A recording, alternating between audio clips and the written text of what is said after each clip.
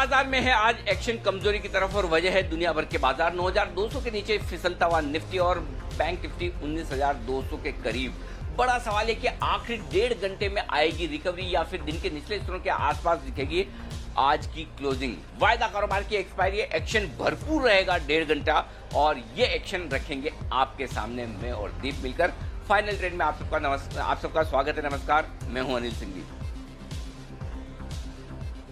और नमस्कार, मैं हूं दीपांशु भंडारी। और अनिल जी, थर्सडे के लिए कुछ ट्रेंड्स तो अब सेट हो ही गए हैं। वीकली एक्सपायरी की वजह से मार्केट्स में वॉलेटिलिटी, आप और मैं अब थर्सडे को जब तक वर्क फ्रॉम होम है तब तक शायद टाई नहीं पहनेंगे और जी बिजनेस का फिर से नंबर 1 होना। बिल्कुल। और एक बार फिर से आपको पूरी टीम को और दर्शकों को बधाई। और ये दीप अच्छी बात है कि वर्क फ्रॉम होम में जब हम ज़्यादातर लोग घर से काम कर रहे हैं उस वक्त बहुत ही बेहतरीन नंबर्स आ रहे हैं, अच्छी परफॉर्मेंस आ रही है। शुक्रिया सभी दर्शकों का। अब ये वही वाली बात जो आपने कहा कि लगभग हर एक हफ्ते वाली बात हो चुकी है, तो जो एक बड़ी छलांग लगाई है उस छलांग के बाद अब पूरा एक्शन आप देख रहे हैं तो हर हफ्ते की। और उम्मीद करें कि ये जो शुरुआत हुई ये एक अच्छी आदत के तौर पर बदल जाए और ये शायद आगे होता हुआ दिखे। तो चलिए, ये है आज का पूरा एक्शन के मामले में मैं बता दूं कि क्या कुछ हुआ है। बाजार ने शुरुआत कमजोरी के साथ की और कमजोरी के साथ शुरुआत करने के बाद कोई खास रिकवरी दे नहीं पाए। दिन के लो पॉइंट के आसपास ट्रेड करते हुए दिख रहे हैं बाजार निफ्टी पर। बैंक निफ्टी पर भी 19,200 के आसपास जो दिन के निचले स्तरों के आसपास है, लेकिन सेंसेक्स 700 अंक लुढ़कता हुआ दिख रहा है। तो 2% 2.25% का नुकसान दीप आज तीनों ही इंडेक्स में आपको देखने को मिलेगा। जी बिल्कुल। और अनिल जी, इसी बारे पे अगर मैं आपसे एक चर्चा कर सकूं सर, ग्लोबल बाजार तो वीक ही रहे। डाउ फ्यूचर्स जो रिकवरी आई थी वहां पे बिकवाली हो गई, एकदम सपाट है इस समय 20-25 अंक नीचे। एशिया के बाजार 1.5% कमजोर रहे हैं और यूरोप के बाजार की भी कमजोर शुरुआत रही है सर। हमारे बाजारों में कल जितनी भी गेन्स आई थी पूरी रिवर्स हो गई हैं, यानी कि हम कल 190 अंक चढ़े थे, आज 200 अंक नीचे हैं निफ्टी में। तो कल की पूरी गेन्स रिवर्स हो गई हैं। रुपए में भी आज 9 पैसे की कमजोरी के साथ क्लोज हो रहे हैं सर। तो अब जो डायरेक्शन आनी चाहिए वो कैसी होनी चाहिए? क्या लगता है अब वो जो कल की जो रैली थी वो ग्लोबल क्यूज के साथ अब एडजस्ट हो गई है जो वीकनेस थी, या अभी थोड़ा और एडजस्टमेंट उसका बाकी है सर?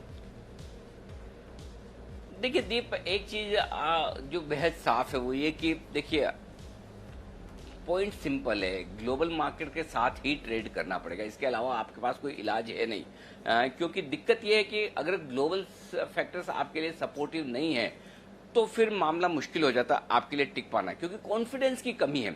अच्छा, जिन समस्याओं की वजह से अमेरिकी बाजार गिर रहे हैं, क्या वो समस्या हमारी नहीं है तो सही। क्या हमारे पास पैकेज मिला, वो पैकेज अमेरिका को नहीं मिला? मिला है, हमसे पहले मिला है, हमसे बड़ा मिला है। उसके बावजूद वो चिंता में है, तो फिर हम चिंता करें या न करें? जवाब आपके पास है। तो हम चिंता कर रहे हैं, अमेरिका कर रहा है तो हम भी कर रहे हैं। जिस दिन अमेरिका वाले भूल जाते हैं और डाउ में तेजी हो जाती है, हम भी भूल जाते हैं कि आज ठीक है, कोई चिंता की बात है, तब आ रहा है पैसा, मार्केट में लिक्विडिटी है, चलिए खरीदिए। तो पॉइंट सिंपल है, कभी आपको सेंटिमेंट हावी होता हुआ दिखेगा, कभी लिक्विडिटी हावी होती दिखेगी। तो लिक्विडिटी ने अपना रोल मार्च के महीने में बहुत, अप्रैल के महीने में बहुत दिखाया। मई के महीने में मामला मिला जुला सा है, कभी आपकी चिंताएं हावी होती है तो फिर आप नीचे हो जाते हैं, कभी आपके पास लगता है कि नहीं कॉन्फिडेंस है, खरीदा जा सकता है, तो अचानक से तेजी हो जाती है। तो ये सारे फैक्टर्स हैं जो बाजारों को वोलेटाइल रखे हुए। लेकिन अच्छी बात यह है कि बाजारों ने अभी भी ट्रेडिंग रेंज को तोड़ा नहीं है, ये चीज समझनी चाहिए। हर बार मार्केट ने 9,000 9,200 की रेंज में आकर सपोर्ट लिया। आज मेरे लिए इंपॉर्टेंट दीप एक ही बात है, क्या हम क्लोजिंग बेसिस पर 9,200 को बचा पाते हैं? अगर 9,200 के नीचे हम क्लोज होते हैं तो फिर मेरे लिए थोड़ी चिंताएं बढ़ती है। नहीं तो ठीक है, अभी तक हम न 9,200 के नीचे बंद हो रहे हैं, न 9,550 के ऊपर बंद हो रहे हैं। और इस रेंज को, क्लोजिंग रेंज को और छोटी करूं तो 9,400 भी कर सकता हूं। 9,200 9,400 के बीच में पिछले 10 दिनों से, 8 दिनों से, 30 अप्रैल के बाद आप लगातार इसी रेंज में ऊपर नीचे हो रहे हैं। मेरे ख्याल से 30 अप्रैल को आपने 9,859 की क्लोजिंग दी थी, जो हाई बनाया था इस रैली का 9,889, और उस दिन 9,859 ये आपका हाईएस्ट क्लोजिंग था। 9,850 समझ लीजिए राउंड फिगर में। उसके अलावा आप तब से लेकर अब तक न आपने क्लोजिंग बेसिस पर 9,400 देखा है ऊपर, न क्लोजिंग बेसिस पर 9,200 के नीचे देखा। हाँ, 9,196 एक बार हुआ, मैं उसे 9,200 ही मानता हूँ, 10-15 पॉइंट तो अलग बात है। तो बेसिकली 9,200 9,400 के बीच की कश्मकश में बाजार उलझे हुए हैं। देखते हैं क्या कुछ होता है। लेकिन एक चीज साफ दिख रही है दीप, कॉन्फिडेंस की कमी, मजा नहीं है मार्केट में आज।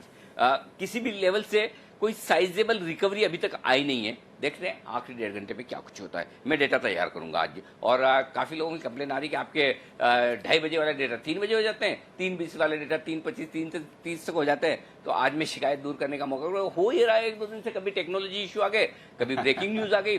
जैसे परसों ब्रेकिंग न्यूज आ गई थी कि प्रधानमंत्री बोलने वाले हैं, कल आप गायब हो गए, आपका कनेक्शन लूज हो गया। तो कुछ न कुछ इशू हो जाता है, तो थोड़ा लेट हो जाता है। तो आज आप शुरुआत का पूरी बागडोर आप संभालिए, तब तक मैं जल्दी से डेटा देख लेता हूं। दीप, बिल्कुल सर, तो आपकी 2:30 बजे की स्ट्रैटेजी का इंतजार रहेगा। काफी सारे खबरों वाले शेयर्स हैं, ट्रिगर्स हैं, उन पर भी फोकस रहेगा। कुछ नतीजे भी आने वाले हैं। चलिए हमारे गेस्ट के साथ जुड़ लेते हैं। जैसे कि बाजार डेज लो पर आते हुए दिख रहे हैं 9160 के आसपास। हमारे साथ इस समय जुड़े हैं राकेश जी, कुणाल जी, वागले साहब भी हमारे साथ तैयार हैं और कुछ ही देर में अन्य गेस्ट भी हमारे साथ जुड़ेंगे। देखते हैं मार्केट का एक्शन आज यहाँ से और कितना ऊपर नीचे हो सकता है। स्टॉक्स तो कई सारे वीक हैं। एक मजबूत स्टॉक के साथ शुरुआत करते हैं। थोड़ी देर पहले इसमें अच्छी खरीदारी आई थी, भारतीय इंफ्राटेल। राकेश जी, आप शुरुआत करिए इस स्टॉक से। देखिए पिछले एक हफ्ते में बल्कि एक वन वे अपमूव आया है इस स्टॉक में। 160 से जो इस स्टॉक ने रिवर्सल लिया है और 2 हफ्ते पहले तो 150 के आसपास ट्रेड करता था, वहां से 200 के ऊपर 210 के आसपास आ गया है। अभी भी थोड़ी जान बाकी है भारतीय इंफ्राटेल में। देखिए, काफी अच्छा मोमेंटम दीपांशु देखने को मिला है और ये मोमेंटम आया था जब इसको मैंने और कुणाल जी ने पिक ऑफ द डे पे कवर करा था 183 के अराउंड। तब से नॉन स्टॉप रैली ले रहा है। दीपांशु, नई खरीदारी की राय तो नहीं है क्योंकि ऊपर में 218 के अराउंड एक स्ट्रॉन्ग रेजिस्टेंस है, 207 के अराउंड चल रहा है। तो किसी ने ले रखा है और मुनाफा नहीं बांधा है तो 215 218 के अराउंड मुनाफा बांधने की चेष्टा करनी चाहिए। ओके, 215 218 के आसपास आप अब मुनाफा इसमें बांध सकते हैं। पर रैली तो इसमें शानदार आई है। भारतीय इंफ्राटेल की बात कर रहे हैं और वहां पे आप देखिए तो अभी भी गेन्स हैं। वागले साहब, हीरो मोटो के साथ क्या करना चाहिए? वीक बाजार में भी ये स्टॉक आउट परफॉर्म कर रहा है, खरीदारी का ट्रेंड दिखा रहा है, अभी भी 2% ऊपर है। डेज हाई से थोड़ा फिसला है पर ट्रेंड फिर भी इसमें अच्छा दिख रहा है sir. Afternoon Deepanshu, trend positive है। दीपांशु, आपकी बात बिल्कुल सही है, लेकिन मोमेंटम नहीं। अनिल जी को मैंने कहते हुए सुना कि मजा नहीं आ रहा है, वॉल्यूम्स कम है मार्केट में। हम निफ्टी पे 220 222 पॉइंट नीचे दिखा रहे हैं, लेकिन सेल के भी क्लियर कॉल्स आ नहीं रहे। ऊपर में जो स्टॉक्स जा रहे हैं वो टिक नहीं रहे, पैटर्न्स फेल हो रहे हैं। तो उस लिहाज से मैं कहूंगा व्यू पॉजिटिव है, लेकिन मोमेंटम नहीं है। तो आज के दिन में कुछ बड़ा मूव आएगा ये मैं मानता नहीं हूं, तो अवॉइड करने की सलाह होगी। चलिए ठीक है, अवॉइड करिए हीरो मोटोकॉर्प को। कुणाल जी, यूपीएल के साथ क्या करेंगे? डेज हाई पर आ गया है, 400 के लेवल पर इस समय यूपीएल है। यहाँ पे भी हमने लगभग पिछले 1 महीने का ट्रेंड देखें तो काफी पॉजिटिव रहा है। एक वन वे रिकवरी देखिए यूपीएल में। अब क्या करना चाहिए यूपीएल? क्या ये 400 के लेवल के वापस ऊपर जा सकता है? देखिए दीपांशु, आज सारे ही फर्टिलाइजर और एग्री केमिकल्स वाले स्टॉक्स में तेजी देखने को मिल रही है। यूपीएल में भी तेजी बनते हुए दिख रही है और अच्छी बात यह है कि 380 रुपए का एक बेस अब चार्ट पर साफ दिखाई पड़ता है। तो मुझे लगता है कि 380 के नीचे जाना शायद इसके लिए मुश्किल होगा और ऊपर की तरफ 420 अगला रेजिस्टेंस जोन है। 420 पार होगा तब फ्रेश इसमें मोमेंटम बनता हुआ दिखेगा। तो मेरी राय में यहाँ, क्योंकि अभी बीच में है दोनों स्तरों के, कुछ भी नहीं करें, 380 का स्टॉप लॉस रख लें जिनके पास लॉन्ग पोजीशन है। 420 पार होने पर इसको फ्रेश खरीदारी की राय देंगे। ओके, 400 के ऊपर जाएगा, 410 420 के आसपास आएगा तो फिर देखेंगे फ्रेश खरीदारी करने की चाहिए नहीं। आपको याद होगा भसीन साहब ने भी इस स्टॉक को आइडेंटिफाई किया था 330 340 के आसपास, वहां से एक अच्छी रैली आई है। और अब कुछ ही देर में भसीन साहब हमारे साथ फिर से जुड़ेंगे अपने हसीन शेयर्स की नई लिस्ट लेकर, तो उनसे अपडेट्स भी जानेंगे और नए ट्रेड्स के बारे में भी बात करेंगे। पर अब बात कर लेते हैं कौन से ऐसे अहम ट्रिगर्स हैं जिन पर बाजार की नजर है। कुछ और अर्निंग्स आने वाली हैं, कुछ और इकोनॉमिक रिलेटेड डेवलपमेंट्स और अनाउंसमेंट्स पर भी नजर है। मानसी हमारे साथ तैयार है ये सब बताने के लिए। गुड आफ्टरनून मानसी, बताइए। Good afternoon Deepanshu. कई सारे इवेंट्स हैं जिस पर फोकस रहेगा। वीकली एक्सपायरी पर तो हमारी नजर है। इसके अलावा आज 4 बजे वित्त मंत्री जो दूसरी प्रेस कॉन्फ्रेंस करने जा रही है इस पर भी नजर रहेगी। साथ ही नतीजों के लिहाज से वायदा बाजार की अहम कंपनियों के नतीजे हैं। बायकॉन, मनप्पुरम फाइनेंस, टाटा कंज्यूमर और एस्कॉर्ट से तमाम कंपनी के नंबर्स पर नजर रहेगी।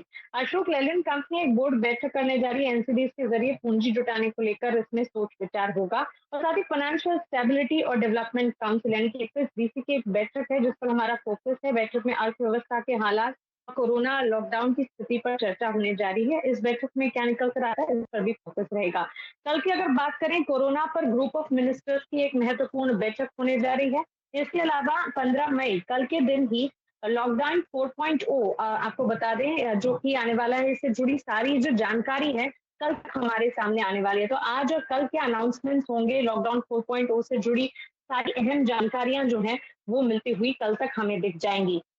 इसके अलावा नतीजों के लिहाज से निफ्टी स्पेस में सिप्ला के नंबर्स हैं 1 से 3 के बीच आने वाले हैं। वायदा बाजार में कल एमएनएम फाइनेंशियल के नतीजे, एलएनटी फाइनेंस होल्डिंग और टाटा केमिकल्स के नंबर्स आएंगे।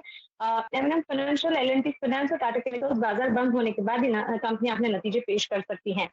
शनिवार यानी कि 16 मई की अगर बात करें, मौसम विभाग का एक अनुमान आया है कि अंडमान के तट पर मानसून दस्तक दे सकता है। तो इस अपडेट पर नजर है। नतीजों के लिहाज से कैश की चुनिंदा कंपनियां जो शनिवार को नतीजे पेश करेंगी, सीडीएसएल, ट्राइडेंट और नेल्को। और रविवार के दिन इकोनॉमिक इंडिकेटर एक्शन है। जापान की Q1 जीडीपी के आंकड़े आएंगे। अनुमान ये लगाकर चल रहे हैं कि -7.1% से ये डेटा जो है -4.6% पर जाते हुए दिख सकते हैं। तो चलिए, इतनी सारी बुरी खबर में एक तो अच्छी बात है कि इंडिया के तट पर या अंडमान के तट पर मानसून आ रहा है और अनुमान भी यही लगाया जा रहा है कि इस साल शेड्यूल पे रहेगा मानसून। और जो आईएमडी की फर्स्ट प्रेडिक्शन थी उसने तो कहा था कि 100% रहेगा। देखते हैं सेकंड प्रेडिक्शन जो यूजुअली जून के पहले हफ्ते में आती है उसमें क्या अपडेट आते हैं। पर नजर रहेगी इन सभी इवेंट्स पर। कुछ ही देर में अनिल जी की तरफ से कल के 2000 का ट्रेडिंग आइडिया भी आने की तैयारी में है, वहां पर भी देख लेंगे कौन से स्टॉक पर फोकस आ रहा है। पर देवांशी से भी अब बात कर लेते हैं और जान लेते हैं कि ऐसे कौन से स्टॉक्स हैं जो मार्केट्स खुलने के बाद खबरों पर आए हैं और रिएक्शंस देखने को मिले हैं। बताएं देवांशी। बिल्कुल दीपांशु, आप देखिए आज लिस्ट काफी छोटी है। बड़े सौदे आज अगर देखें तो बीएचईएल और कोल इंडिया, इन दोनों पर एक्शन दिख रहा है। बीएचईएल में आप देखिए 30 लाख से ज्यादा शेयरों के आज सौदे हुए हैं। करीब 29 रुपीज 15 पैसे से लेकर 29 रुपीज 75 पैसे के बीच में ये सौदे होते हुए दिखे। कोल इंडिया में आप देखिए 2 सौदे हुए हैं 10 लाख शेयरों के 130 रुपए प्रति शेयर के भाव पर ये दोनों सौदे होते हुए दिखे। लुपिन आज पॉजिटिव खबर आई है। विजाक एपीआई यूनिट को EIR मिलता हुआ दिखा है, ये पॉजिटिव है। लेकिन बहुत ज्यादा इसलिए स्टॉक रिएक्ट नहीं कर रहा क्योंकि ये नया यूनिट है और बहुत सारे एनडीएस या जो मंजूरी है फिलहाल मिलती हुई नहीं दिख रही है, जिसके के चलते ज्यादा रिएक्शन नहीं है, लेकिन पॉजिटिव खबर जरूर। ओके, तो ज्यादा खबरें नहीं है, पर हाँ लुपिन के लिए पॉजिटिव खबर आई है और 2% की तेजी देख रहे हैं और फार्मा स्टॉक्स भी फोकस में। चलिए बिगुल बजाते हैं और अनिल जी से जान लेते हैं कल के 2000 के लिए कौन सा आइडिया रेकमेंड कर रहे हैं।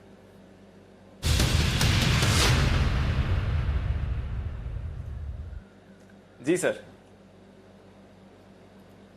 दीप, पहले तो आज सुबह जो आपको 9200 वाला पुट खरीदने की राय दी थी मैंने, जब 9240 चल रहा था आज निफ्टी, तब 9200 का पुट 20 से 21 रुपए में खरीदने की राय दी थी 10 रुपए के स्टॉप लॉस के साथ। और ऊपर का टारगेट 50 से 55 रुपए का था। वैसे पता नहीं 94 का हाई बनाया है, भगवान जाने कब बनाया मालूम नहीं, लेकिन 55 रुपए अभी भी चल रहा है। 55 रुपीज जो हमारा टारगेट था वहां पर चल रहा है। तो 9200 के पुट में आप प्रॉफिट बुक कर सकते हैं। और अब आपको एक बेहद इंटरेस्टिंग ट्रेड दे रहा हूं। आपको 9150 का पुट ऑप्शन खरीदना है 10 रुपए के आसपास। 10 थोड़ा सा बढ़ गया होगा क्योंकि अभी भी 15 पॉइंट निफ्टी निकला है। तो 9150 का पुट 10 से 15 रुपए के बीच में जो भी चल रहा है वो भाव ले सकते हैं। आपकी मैक्सिमम कॉस्ट यही है।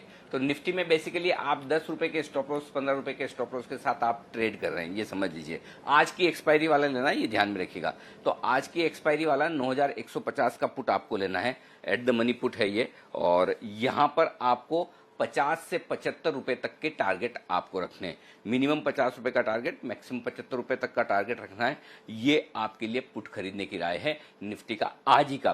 तो होगा क्या, इसमें आपकी रिस्क 10 रुपए से ज्यादा मत रखिए। अगर आप 10 रुपए से ज्यादा में ले रहे हैं, 15 रुपए में ले रहे हैं, तो 5 रुपए के आसपास का स्टॉप लॉस रख रहे हैं, तो मैक्सिमम रिस्क आपकी 10 रुपए की है। तो 10 रुपए में आप एक तरह से इन लेवल पर निफ्टी पे शॉर्ट पोजीशन बना रहे हैं। 9100 के आसपास स्पॉट लेवल पर निफ्टी आए तब थोड़ी पोजीशन काट लीजिए, और उसके बाद आप या 9115 के आसपास थोड़ी काट लीजिए, और 9075 के आसपास आए तो बाकी काट लीजिए। तो बेसिकली 50 से 75 रुपए के टारगेट, थोड़ा फास्ट मूव हो सकता है तो आप अपने हिसाब से उसमें ट्रेड कर लें, लेकिन 10 रुपए से ज्यादा की रिस्क नहीं रखनी। तो या तो और ट्रेड उतना ही करें जितना आप ये सोच के चलें कि भाई चूंकि आज का पुट है तो खत्म होना है। तो अनाप शनाप न ले लें। ऐसा नहीं कि बहुत सारी क्वांटिटी है, बहुत सस्ता मिल रहा है, ये मिल रहा है, तो वैसा नहीं। तो क्वांटिटी आप लिमिट में लें और आप उस हिसाब से लें कि एक्सपायरी में आपका ये ऑप्शन खत्म हो जाने वाला है। उतना ही सोच के लें कि अगर मेरा 10 या 15 रुपए का ऑप्शन जीरो हो जाएगा तो मुझे चलेगा, इससे ज्यादा न लें। तो बिल्कुल ये ध्यान में रखिए, आपके लिए 9150 का पुट आज वाला, आज ही की एक्सपायरी का, सिर्फ आज के लिए अगले 1-1.25 घंटे का ट्रेड है ये, 50 से 75 रुपए तक के टारगेट के लिए। ये है आज कल के 2000, हालांकि नाम कल के 2000 लेकिन ये है आज के लिए ही है, क्योंकि आज के 2000 वाला सुबह वाला आपका टारगेट जो आपने 20 रुपए में लिया वो 55 रुपए हो गया। आराम से प्रॉफिट बुक कर लीजिए। जी जी दीप। बिल्कुल। तो सर ये नई स्ट्रैटेजी है। 9200 का पुट पहले खरीदवाया था, वहां पर टारगेट आ गया है, अब 9150 का पुट खरीदने की राय आ रही है। और सर हिंडाल्को पर भी आपने सुबह शॉर्ट करने की राय दी थी। 119 का पहला टारगेट था, 117 का दूसरा टारगेट भी अभी हिट होते दिख गया है। उसी लेवल पर इस समय स्टॉक ट्रेड कर रहा है। इस पोजीशन को क्लोज कर दें, क्या करें सर इधर? हाँ, वो तो मेरे ख्याल से बहुत ज्यादा लोग ले भी नहीं पाए होंगे, क्योंकि दीप खुली 119-20 के आसपास रहा था। लेकिन अगर किसी की है प्रॉफिट आ रहा है तो ले लेना चाहिए मेरे हिसाब से। बुक करके लाइफ एंजॉय करिए, ज्यादा बढ़िया है। लेकिन हाँ, ये कहना चाहूंगा कि देखिए पीएफसी और आरईसी की हम बात कर रहे थे, हालांकि पीएफसी थोड़ा ज्यादा गिरा है, 4.5% नीचे। आईएफसी भी दिन के लो पॉइंट के आसपास है। तो पीएफसी और आईएफसी में पीएफसी और आरईसी में हमने जो बिकवाली की राय दी थी वो 97 रुपए और 94 रुपए के टारगेट के लिए वो बरकरार है। वो आप अभी भी रखिए। 104.50 का जो स्टॉक है वो हिट नहीं हुआ। पीएफसी बेचा तो पीएफसी में ज्यादा कट आया, तो पीएफसी में चाहे तो थोड़ा प्रॉफिट बुक कर सकते हैं। ये है। आइए इस बीच जल्दी से एक बार है ना बिगुल बजा दें। कुणाल जी और राकेश जी तैयार है अपने चार्ट कॉर्नर के साथ।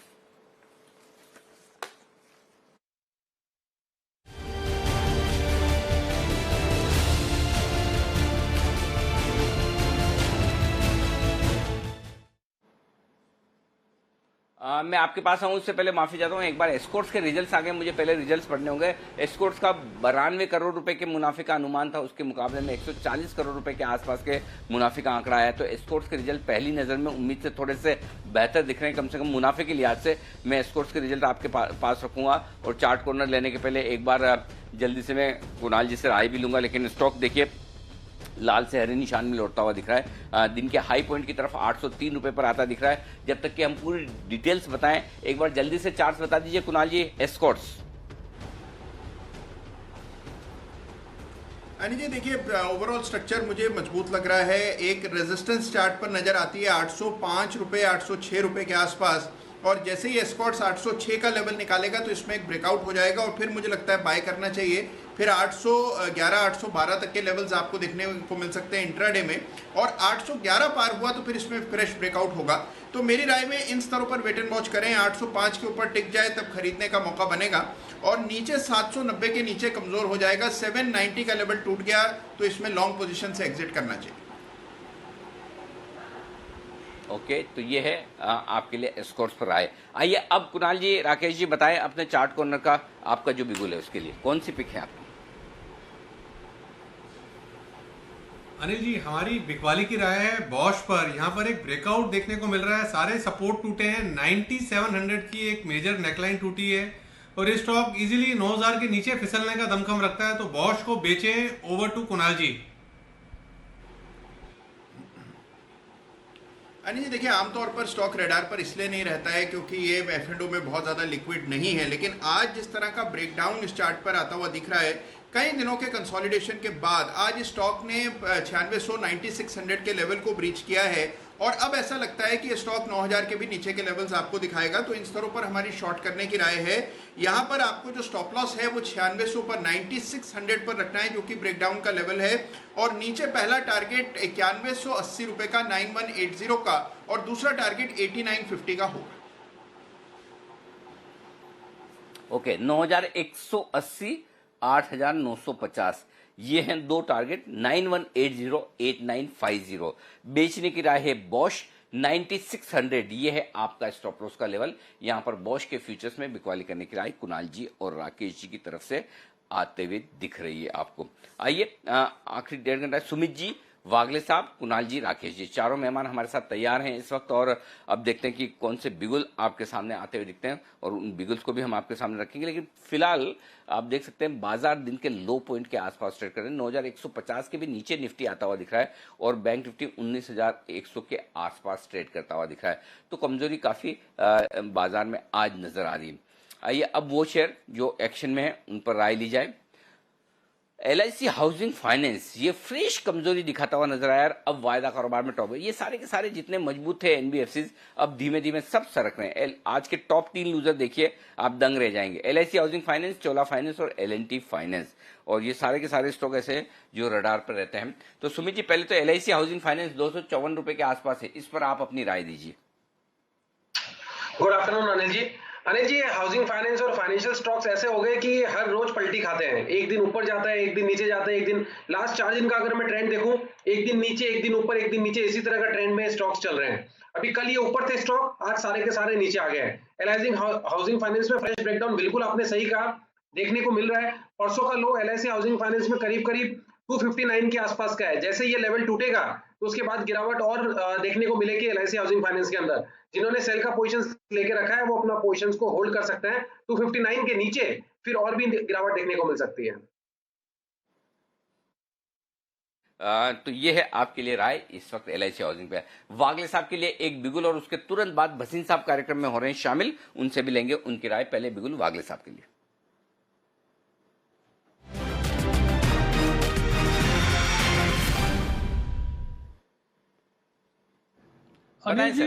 अनिल जी मैंने हाथ ऊपर इसके लिए किया था क्योंकि मेरे को LIC पे ही कॉल देना था और आपने बिल्कुल सही स्पॉट किया है। 254, 255, 254 के लेवल पे इसने एक ब्रेकडाउन किया है। भले ये 7% नीचे है, मुझे लगता है ये आज 10% का सर्किट नीचे दिखा सकता है, तो ये बहुत ज्यादा वीक है मेरे हिसाब से।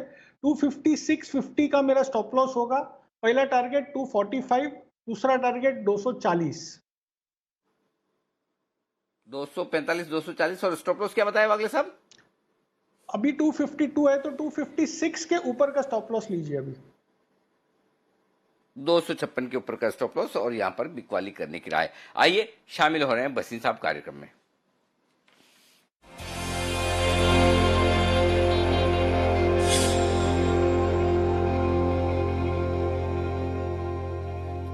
भसीन साहब स्वागत है आपका। बताएं सर, पहले तो अपडेट दे दें जो भी आप कहना चाहें। हाँ अनिल जी, तो कल का नेस्ले का शॉर्ट का हो गया, टारगेट हो गया 16,250, तो बुक कर लीजिए। बर्जर पेंट दूसरा शॉर्ट है जो खड़ा है, उसमें 469 का स्टॉप लॉस है, 440 का पहला टारगेट है। आज सुबह जो हमने दिया था श्रीराम ट्रांसपोर्ट वो काफी घट चुका है, लेकिन 665 is a closing stop loss. अगर उसके नीचे बंद हो जाए तो प्लीज एग्जिट। और दूसरा NBCC वो मैंने आपको बाय कॉल दी हुई है। इसके अलावा अनिल जी एक और शेयर जो मैं अपडेट देना चाहता हूँ, पेज इंडस्ट्री है। उस दिन मैंने कॉल दी थी 16,850 का स्टॉप लॉस, उसका आप ट्रेडिंग स्टॉप लॉस 17,150 कर लीजिए। लेकिन अब इसमें फ्रेश आप ले सकते हैं 17,400 पे 17,150 का स्टॉप लॉस, इसका वापस टारगेट 18,500 का आएगा। ये तो पुराने अपडेट्स हैं, नए कॉल देंगे तो मैं अब दूंगा सर। बिल्कुल, नए कॉल्स की भी तैयारी। बाय सेल कौन या दोनों है सर? सर 2 सेल है, 1 बाय है। क्या बात है, वाह। तो चलिए, तो पहले बाय से शुरुआत कीजिए और उसके बाद सेल कॉल पे आते हैं। सर बताइए क्या खरीदना है सर? सर तो बैंकों में मुझे लगता है आज बैंक और ऑटोज में जरूर रियायत आएगी, और मुझे एक बहुत अच्छा बैंक लग रहा है जो बहुत पिटा हुआ है लेकिन उसमें वैल्यू बहुत है, वो है RBL बैंक। 122 रुपए का टारगेट भाव है, इसमें 116 का स्टॉप लॉस रखिए, 5-6 रुपए है, लेकिन 135 से 36 आपको भाव दिख जाना चाहिए। So RBL will be the biggest beneficiary of this reconstruction in MSME and auto loans. I think it will be an outperformer. तो बड़े खतरनाक खिलाड़ी हैं एकदम सर, आप तो एग्रेसिव वाला स्टॉक। चलिए बढ़िया, 122 124 रुपए की रेंज में ट्रेड कर रहा है RBL बैंक, ये खरीद सकते हैं 116 के स्टॉप लॉस के साथ। 135 137 बता दूं आपको कि आज शाम फिर 4 बजे वित्त मंत्री जी की प्रेस कॉन्फ्रेंस है और उसमें वो सारी की सारी डिटेल्स रखेंगी, कुछ और सेक्टर्स को लेकर, कुछ और चीज़ों को लेकर। तो उसके लिए आपको तैयार रहना है। ये है RBL बैंक। अब देंगे भसीन साहब आपको 2 शॉर्ट आइडिया। तो बताएं सर, पहला शॉर्ट आइडिया आज का आपका। हाँ सर, पहला शॉर्ट आइडिया टेक्नोलॉजी कंपनी है। टेक्नोलॉजी में ब्रेकडाउन आ गया है और मुझे लगता है जो नैस्डैक में रैली थी वो सब फॉल्टर कर रही है। Infosys would be the biggest proxy selling against that. 660 से 65 में बेचिए, 678 का स्टॉप लॉस रखिए और इसमें 625 का इनिशियल टारगेट, 610 तक का दूसरा टारगेट। ओके, इन्फोसिस ये है बिकवाली करने की राय आज पहले स्टॉक में, और आईटी स्टॉक्स में भी आज इन्फोसिस आई लेटर के लिए दिन ठीक है। Infosys, IndusInd bank, Infosys my God 5.5% नीचे, क्या बात है, काफी नीचे है। तो फ्यूचर्स इस वक्त 656 के आसपास चल रहे हैं, 655 665 इस रेंज में आप बेच सकते हैं आराम से। धीरे धीरे ऊपर का भी इंतजार कर सकते हैं, ऊपर आए तो और बेचिए। और यहाँ पर 678 के स्टॉप लॉस के साथ आपको करनी है बिकवाली। 625 पहला टारगेट है और 610 का टारगेट होगा दूसरा। बताइए भसीन साहब, दूसरा स्टॉक कौन सा है आपका शॉर्ट साइड पर? दूसरा भी टेक्नोलॉजी है सर, टेक महिंद्रा के रिजल्ट्स भी वीक थे और इसमें फिर मुझे लगता है कंसर्टेड सेलिंग है। 520 से 523 रुपए का भाव है, 535 का स्टॉप लॉस रखिए और इसमें 494 का टारगेट होगा, 494। ओके, आईटी स्टॉक्स पर सर, आईटी स्टॉक्स पर दोनों आपने आज शॉर्ट को इन्फोसिस के दिए हैं और टेक महिंद्रा के। आईटी स्टॉक्स पर बेरिश होने की कोई खास वजह? सर जो इनमें रैली आई थी वो भी उतनी फोर्थकमिंग नहीं थी। The rally is more broad based. आप देखेंगे तो it is mid cap, large cap में इसमें अंडर परफॉर्मेंस है और अगर नैस्डैक और करेक्ट करेगा तो they will be a rotation of money will go into banks, financials, industrial and power companies. I am very bearish on technology for the time being. Pharma would be a much better play.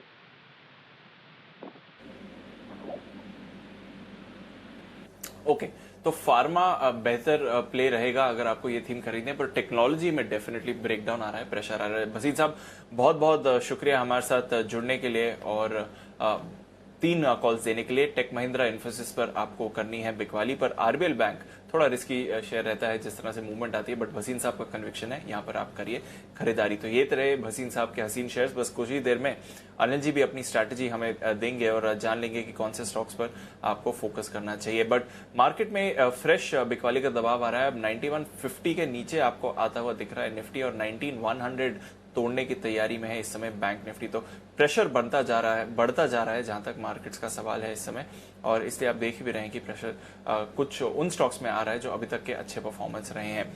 चलिए देख लेते हैं कुछ और stocks जो आज focus में आ रहे हैं। तो ये सारी स्टॉक्स प्रेशर में है। इंडसइंड बैंक, यहां पर भी वीकनेस के सिग्नल्स आ रहे हैं। सुमित जी और श्रीकांत चौहान साहब भी हमारे साथ जुड़ रहे हैं, उनसे स्टॉक्स में बात करेंगे। श्रीकांत जी, इंडसइंड बैंक यहां पर क्या करना चाहिए? ब्रेकडाउन आ रहा है सभी बैंक्स में, यहां पर 5% की गिरावट है, काफी वॉलेटाइल रहता है ये स्टॉक, और गिरावट एक्सपेक्ट कर रहे हैं? दीपांशु बिल्कुल, इनफैक्ट जितने भी बैंक स्टॉक है उन सब में एक लोअर टॉप का फॉर्मेशन बना है। हालांकि देखा जाए तो इसमें एक परफॉर्मेंस बना था ये स्टॉक में, लेकिन आज चूंकि मार्केट में ओवरऑल गिव अप आ गया है और कल के इतने बड़े ओपनिंग और क्लोजिंग एट हायर लेवल्स के बाद भी अगर मार्केट कल के लो के नीचे अगर सस्टेन हो रहा है तो एक लिक्विडेशन ऑफ लॉन्ग पोजीशंस का आई थिंक सिलसिला बना हुआ है। इंडसइंड बैंक मुझे लगता है कि कम से कम यहाँ से 415-16 के लेवल्स छू सकता है, लेकिन जो ओवरऑल फॉर्मेशन बना रहा है वो इंडिकेट कर रहा है कि शायद ये स्टॉक 390 से लेकर 395 के लेवल्स भी दिखा सकता है। तो करंट लेवल से भी मुझे लगता है कि इसे शॉर्ट करके हम बिल्कुल चल सकते हैं और हमें जो स्टॉप लॉस रखना पड़ेगा वो रखना पड़ेगा 435 रुपए का। अभी चल रहा है ये 426-27 के करीब, ये कैश के लेवल से दीपांशु। तो 415 ये इमीडिएट टारगेट है और आने वाले 1 या 2 दिन में 400 के टारगेट हम पकड़ सकते हैं। ओके, 400 के टारगेट आप पकड़ सकते हैं जहां तक इंडसइंड बैंक का सवाल है। चलिए नजर रखते हैं किस तरह का मूवमेंट आता है इंडसइंड बैंक पर एक स्टॉक जो ट्रेंड के विपरीत जा रहा है, यूनाइटेड स्पिरिट्स, फ्रेश ब्रेकआउट आता है दिख रहा है, डेज हाई पर है, 6.5% की तेजी है। मंजिल साहब, वीक मार्केट में बहुत ही मजबूत परफॉर्मेंस आ रही है यूनाइटेड स्पिरिट्स, कॉन्फिडेंस होगा यहाँ पर खरीदारी का? ट्रेंड क्या बता रहा है? 550 के ऊपर जाएगा ये स्टॉक?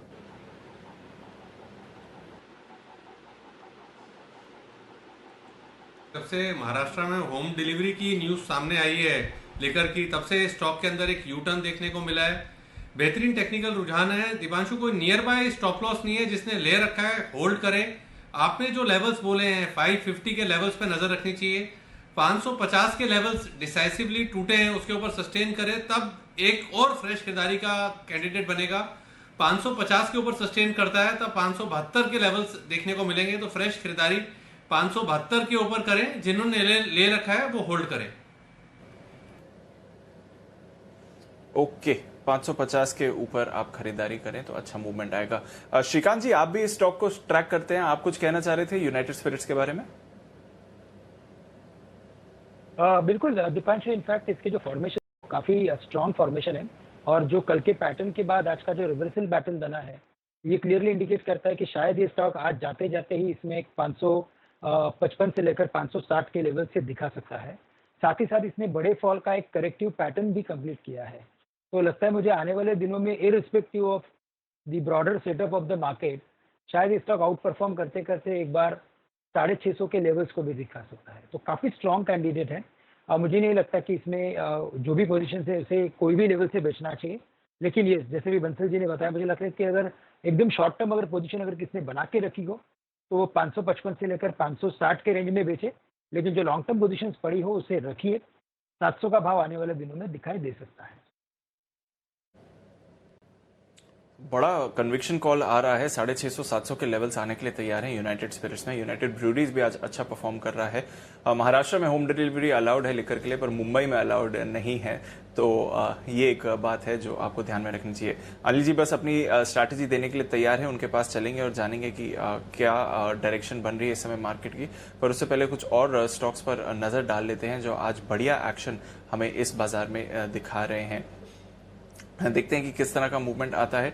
ब्रेकडाउन और ब्रेकआउट्स काफी सारे आ रहे हैं। सुमित जी, आईटी स्टॉक्स के बारे में हम बात कर रहे थे। दिग्गज आईटी स्टॉक्स तो हैं ही जो प्रेशर में आते हुए दिख रहे हैं इस समय। मिड कैप आईटी में एक्टिव स्टॉक है एनआईटी टेक, काफी स्ट्रॉन्ग इसका चार्ट रहा है, यहां पर भी ब्रेकडाउन आता हुआ दिख रहा है। तो अगर आईटी में बिकवाली होती है तो एनआईटी टेक में क्या करना चाहिए? ज्यादा गिरावट देखने को मिलेगी एनआईटी टेक में, क्योंकि ये स्टॉक का बीटा हाई है और ये सडन अपस्विंग्स और डाउनस्विंग्स दिखाता है। एनआईटी टेक के अंदर वैसे भी लास्ट 4 दिनों के लो टूट रहे हैं। अभी स्टॉक का भाव चल रहा है 1332 1335 के आसपास।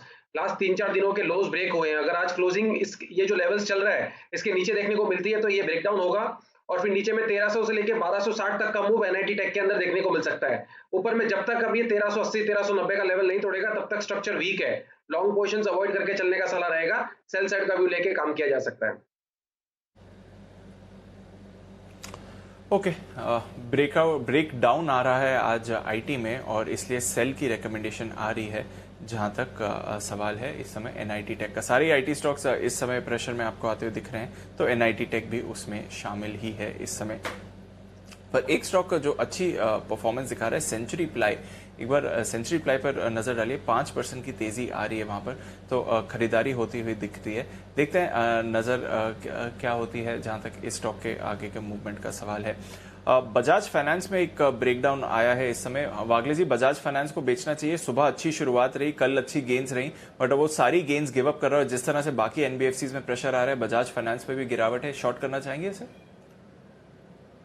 दीपांशु, शॉर्ट नहीं करूंगा क्योंकि ऑलरेडी काफी गिरावट आ चुकी है। 2200 के नीचे ये वीक हो गया है। हमारा एक्चुअली मॉर्निंग में बाय था जो ट्रिगर हो गया है 2200 के नीचे, लेकिन शॉर्ट करना है तो थोड़े बाउंस बैक पे करे। 2160 2180 यहाँ पर ये एरिया में बेच सकते हैं। 2210 का स्टॉप लॉस होगा। मुझे लगता है ये 2100 तक जा सकता है नीचे में।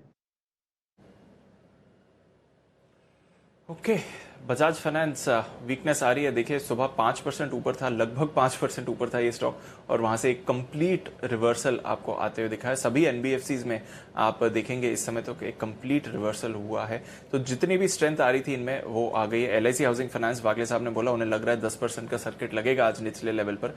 देखिए ऑलरेडी 8.5% नीचे है। अब चोला इन्वेस्टमेंट में भी भारी तरह से ब्रेकडाउन आ रहा है और एल&टी फाइनेंस में भी एक बड़ा ब्रेकडाउन आ रहा है। सुमित जी, एल&टी फाइनेंस पर नजर डालिए। 58 के अगर नीचे गया स्टॉक तो फिर कौन से लेवल्स ध्यान में रखने चाहिए इसके लिए?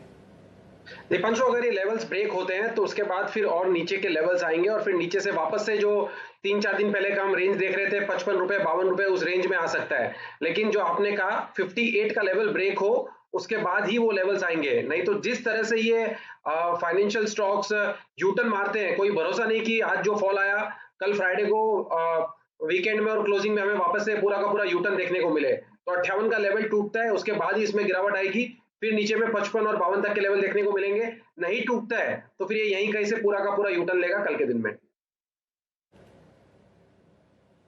ओके, L&T फाइनेंस देखते हैं यू टर्न भी ले सकते हैं। सही बात बोल रहे हैं सुमित जी, दोनों तरफ के स्ट्रांग मूव्स आ रहे हैं। चलिए ये तो रहे मार्केट के, ये तो रहे कुछ स्टॉक्स के हाल, पर मार्केट की क्या डायरेक्शन होगी आखिरी घंटे में जान लेते हैं अनिल जी की स्ट्रैटेजी में।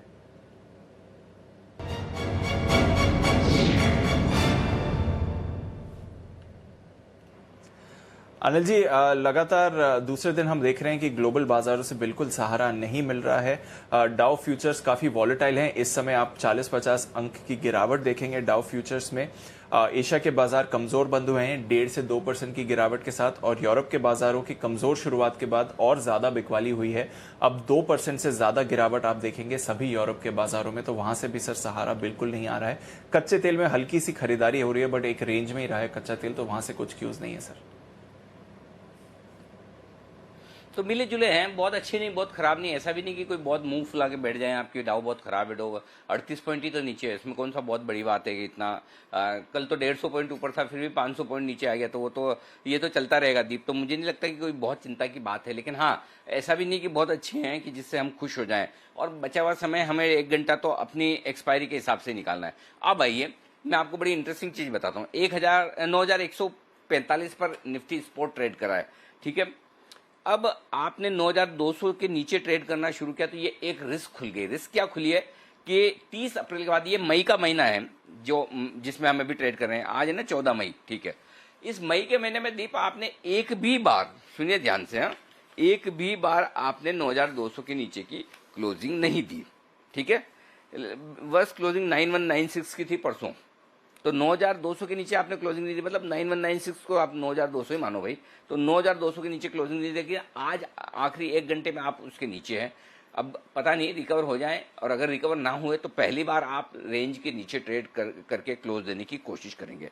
तो जैसे ही आप 9,200 के नीचे आए एक समस्या पैदा हो गई है, और समस्या है कि 9,200 के पुट पर 32 लाख शेयर हैं, ठीक है। ये 32 लाख शेयर पुट वाले जो पुट राइटर्स है जिन्होंने तेजी की पोजीशन बना रखी है, इनका खात्मा आज ही होना है, पॉइंट नंबर 1। और 9,200 के कॉल पर 38 लाख शेयर हैं, जिसमें से 33 लाख शेयर आज ही जुड़े हैं। तो एक चीज तो पक्की है कि इस बात की संभावना काफी कम है कि आप 9,200 के ऊपर की क्लोजिंग देख पाए आज, क्योंकि डेटा जिस तरह से बने हैं वो 9,200 के ऊपर शायद जाने ना दे। लेकिन असली रिस्क और खतरा पैदा होगा 9,150 के नीचे टिके रहने पर। हालांकि 9,120 का लो बनाकर आया है हमारे रिकमेंड करने के बाद, पुट लेने की जो हमने एडवाइस दी थी उसके बाद।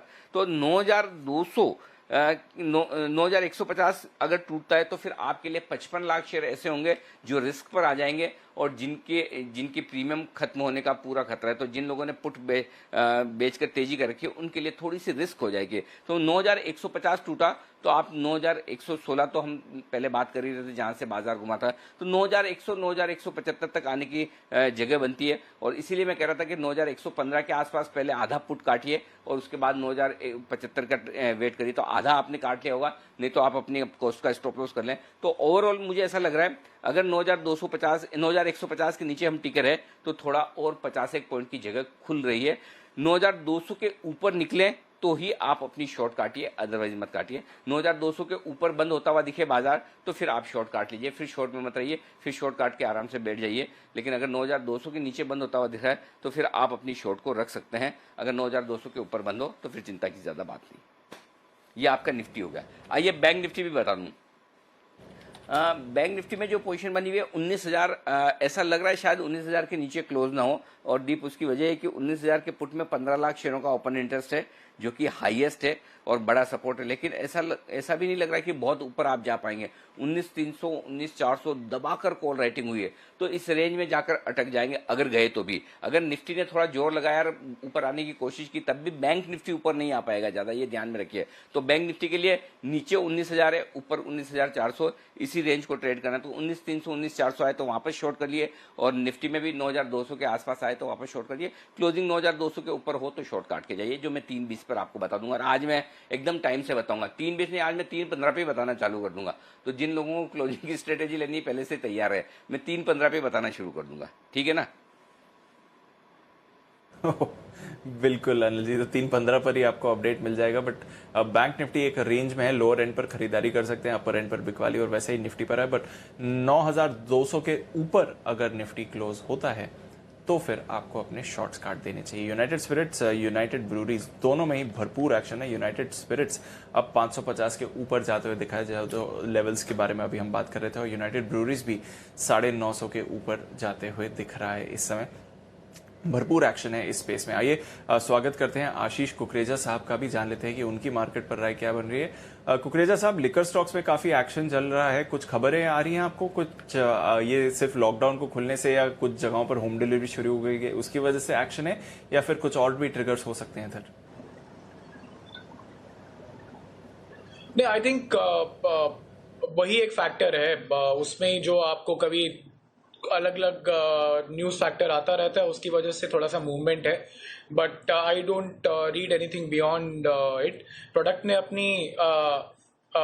अपनी जान तो दिखाई दी है, ये तो प्रूव कर ही दिया है कि आपको इसको कौन सी कैटेगरी ऑफ कंजम्पशन में डालना चाहिए। सो अब जब भी कोई भी पॉजिटिव न्यूज आएगी तो रिएक्शन बहुत तेजी से होगा, जैसे आज दिख रहा है। तो आई एम श्योर न्यूज से पहले ही रिएक्शन हो रहा है। सो आई थिंक अब डाउन साइड तो लिमिटेड है इन स्टॉक्स में, क्योंकि खुल रहा है मामला।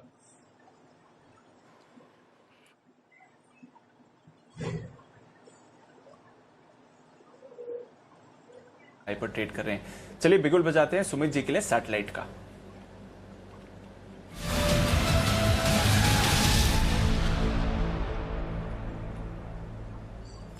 बताएं सुमित जी। अच्छा हुआ दीपांशु आप जल्दी से आ गए मेरे पास, क्योंकि आज फ्राइडे तो है नहीं, लेकिन ये सब सेक्टर लिकर स्टॉक्स में मोमेंटम देखने को मिल रहा है। तो यही स्टॉक मेरे रडार पे भी आया है। स्टॉक का भाव चल रहा है 315, 316। स्टॉक का नाम है रेडिको खेतान।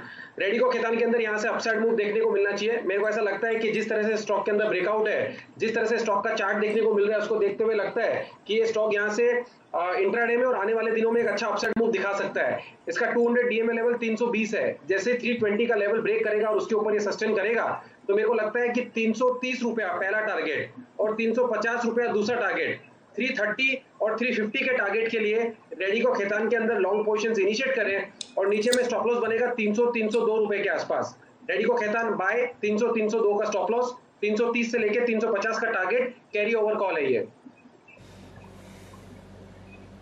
ओके, रेडिको खेतान। तो जहां यूनाइटेड ब्रूरीज, यूनाइटेड स्पिरिट्स में मूव आ रही है, तो फिर बाकी स्टॉक्स क्यों दूर रहने चाहिए। और आप नज़र डालिए तो रेडिको खेतान में भी आपको अच्छी खरीदारी इस समय आती हुई दिख रही है।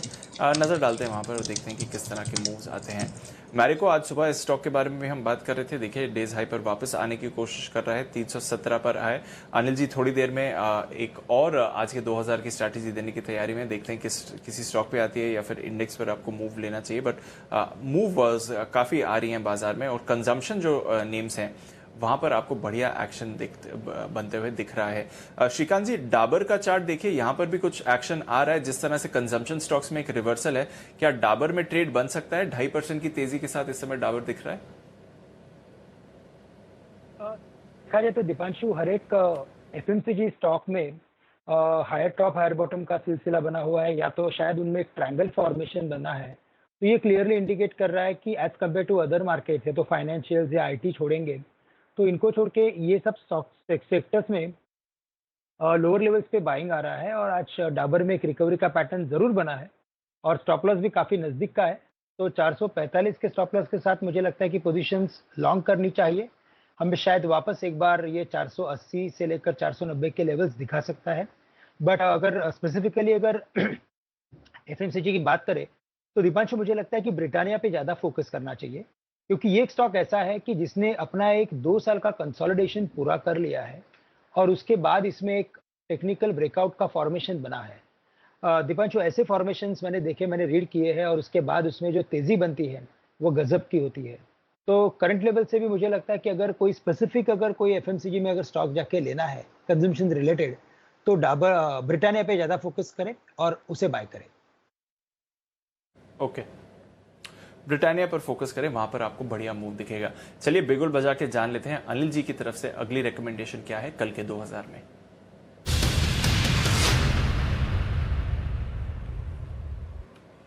जी सर। दीप, मेरी तो राय शॉर्ट करने की है। देखिए कल भी मार्केट इतना ऊपर था, कल भी मैंने 3 या 4 शॉर्ट करने की राय दी। आज भी लगातार मैं आपको शॉर्ट करने की ही राय दे रहा हूं, तो मुझे तो बेचने का ही इरादा लगता है। तो अब मैंने बेचने के लिए जो स्टॉक चुना है वो है M4 मदरसन।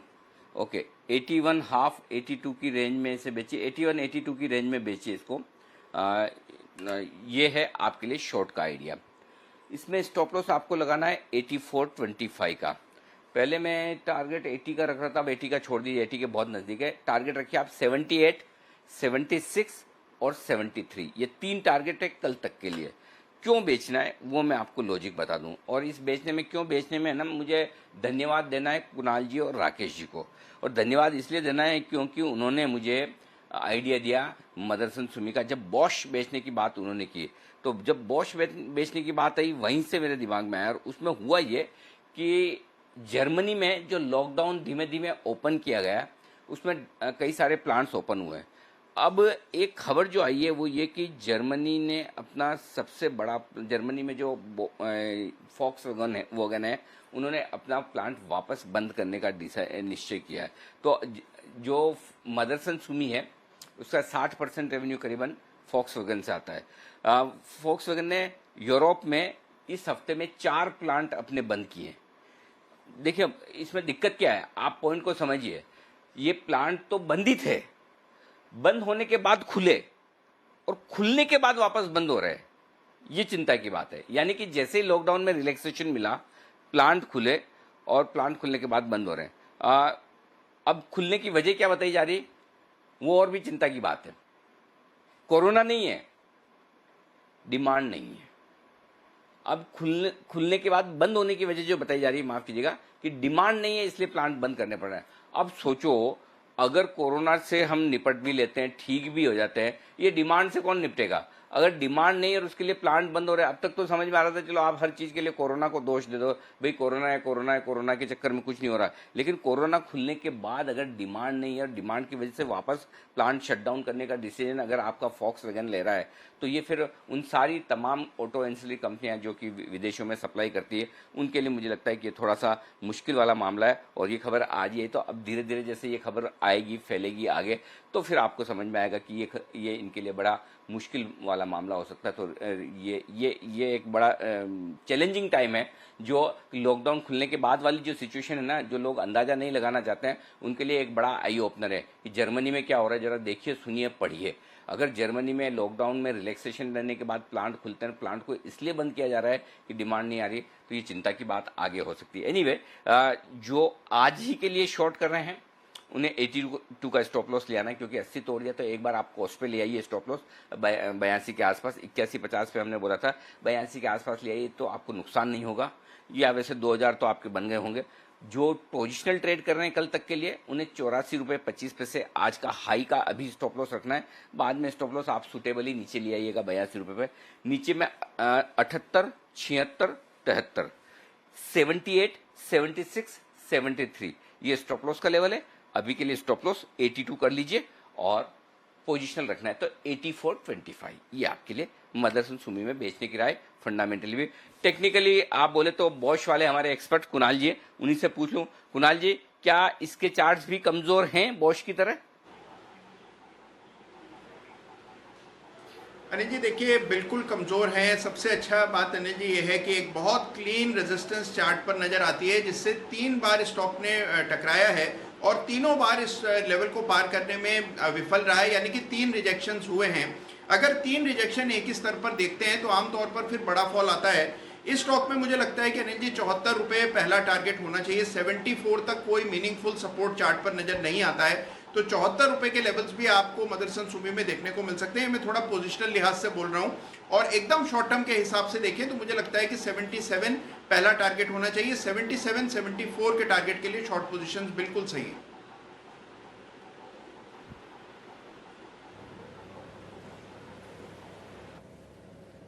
ओके, तो बिल्कुल 74 रुपये का टारगेट जो अनिल जी का तीसरा टारगेट है, वहां तक आने की एकदम तैयारी में है। और जो ग्लोबली 5-6 ऑटो हब्स हैं उसमें Germany one of the biggest है, और वहां पर अगर डिमांड की इतनी बड़ी प्रॉब्लम आ रही है तो आप देख सकते हैं कि फिर बाकी auto sector, auto companies, auto hubs जिसमें भारत भी एक है, वहां पर भी आपको परेशानी दिख सकती है। तो ऑटो और ऑटो एंसिलरीज दोनों पर ही नजर रखिए, दोनों पर प्रेशर आ सकता है। हालांकि आज कुछ ऑटो स्टॉक्स हैं जो अच्छी परफॉर्मेंस इस समय आपको दिखाते हुए दिख रहे हैं, तो देखते हैं किस तरह का मूवमेंट आता है आज के ट्रेड में इन स्टॉक्स पर। टाटा कंज्यूमर पर नजर रखिए, इसके नतीजे आने वाले हैं, उससे पहले 1.5% की तेजी है, सुबह से ही पॉजिटिव ट्रेड कर रहा है और अच्छे मूव्स यहां पर आते हुए दिख रहे हैं जहां तक टाटा कंज्यूमर का सवाल है। अल्ट्राटेक, इस पर थोड़ी देर पहले एक ब्रेकआउट आया था। सुमित जी, अल्ट्राटेक के चार्ट देखकर बताइए, 3600 पर आ गया है, थोड़ी देर पहले एक ब्रेकआउट आया था, वो सस्टेन नहीं हुआ, बट क्या और अपमूव की तैयारी में? अल्ट्राटेक ऑलरेडी एक अच्छी रैली आ चुकी है वैसे स्टॉक में। जो अभी तो और भी अच्छी रैली देखने को मिलेगी। अल्ट्राटेक सीमेंट हमने 10 की कमाई में बहुत बार दिया है, अगर आपको याद हो तो, और ये स्टॉक हमें लोअर लेवल से बहुत बढ़िया मूव दिखाता हुआ देखने को मिला और हमें लगता है कि अभी तो इसने रिसेंट के स्विंग हाई ब्रेक किए जो कि 3550 के आसपास थे। आज मार्केट्स ऑलरेडी 250 पॉइंट के आसपास नीचे है, बट अल्ट्राटेक डे हाई पे ट्रेड कर रहा है और यहां से लगता है कि ऊपर में 3670 और 3700 का इमीडिएट टारगेट देखने को मिलेगा और 3700 का लेवल अगर ब्रेक होता है तो ये रैली और भी एक्सटेंड होगी। तो हमें चार्ट्स अच्छे लग रहे हैं अल्ट्राटेक सीमेंट में, पोजीशंस होल्ड करके चलने का सलाह रहेगा। ओके, पोजीशंस होल्ड करिए। जहां तक अल्ट्राटेक का सवाल है, वीक बाजार में एटलीस्ट कुछ स्टॉक्स हैं जो होल्ड आउट कर रहे हैं, उसमें से अल्ट्राटेक एक है 3600 के ऊपर। चलिए बिगुल बजा के स्वागत करते हैं चंदन तापड़िया जी का, छोटा ऑप्शन बड़ी कमाई के लिए।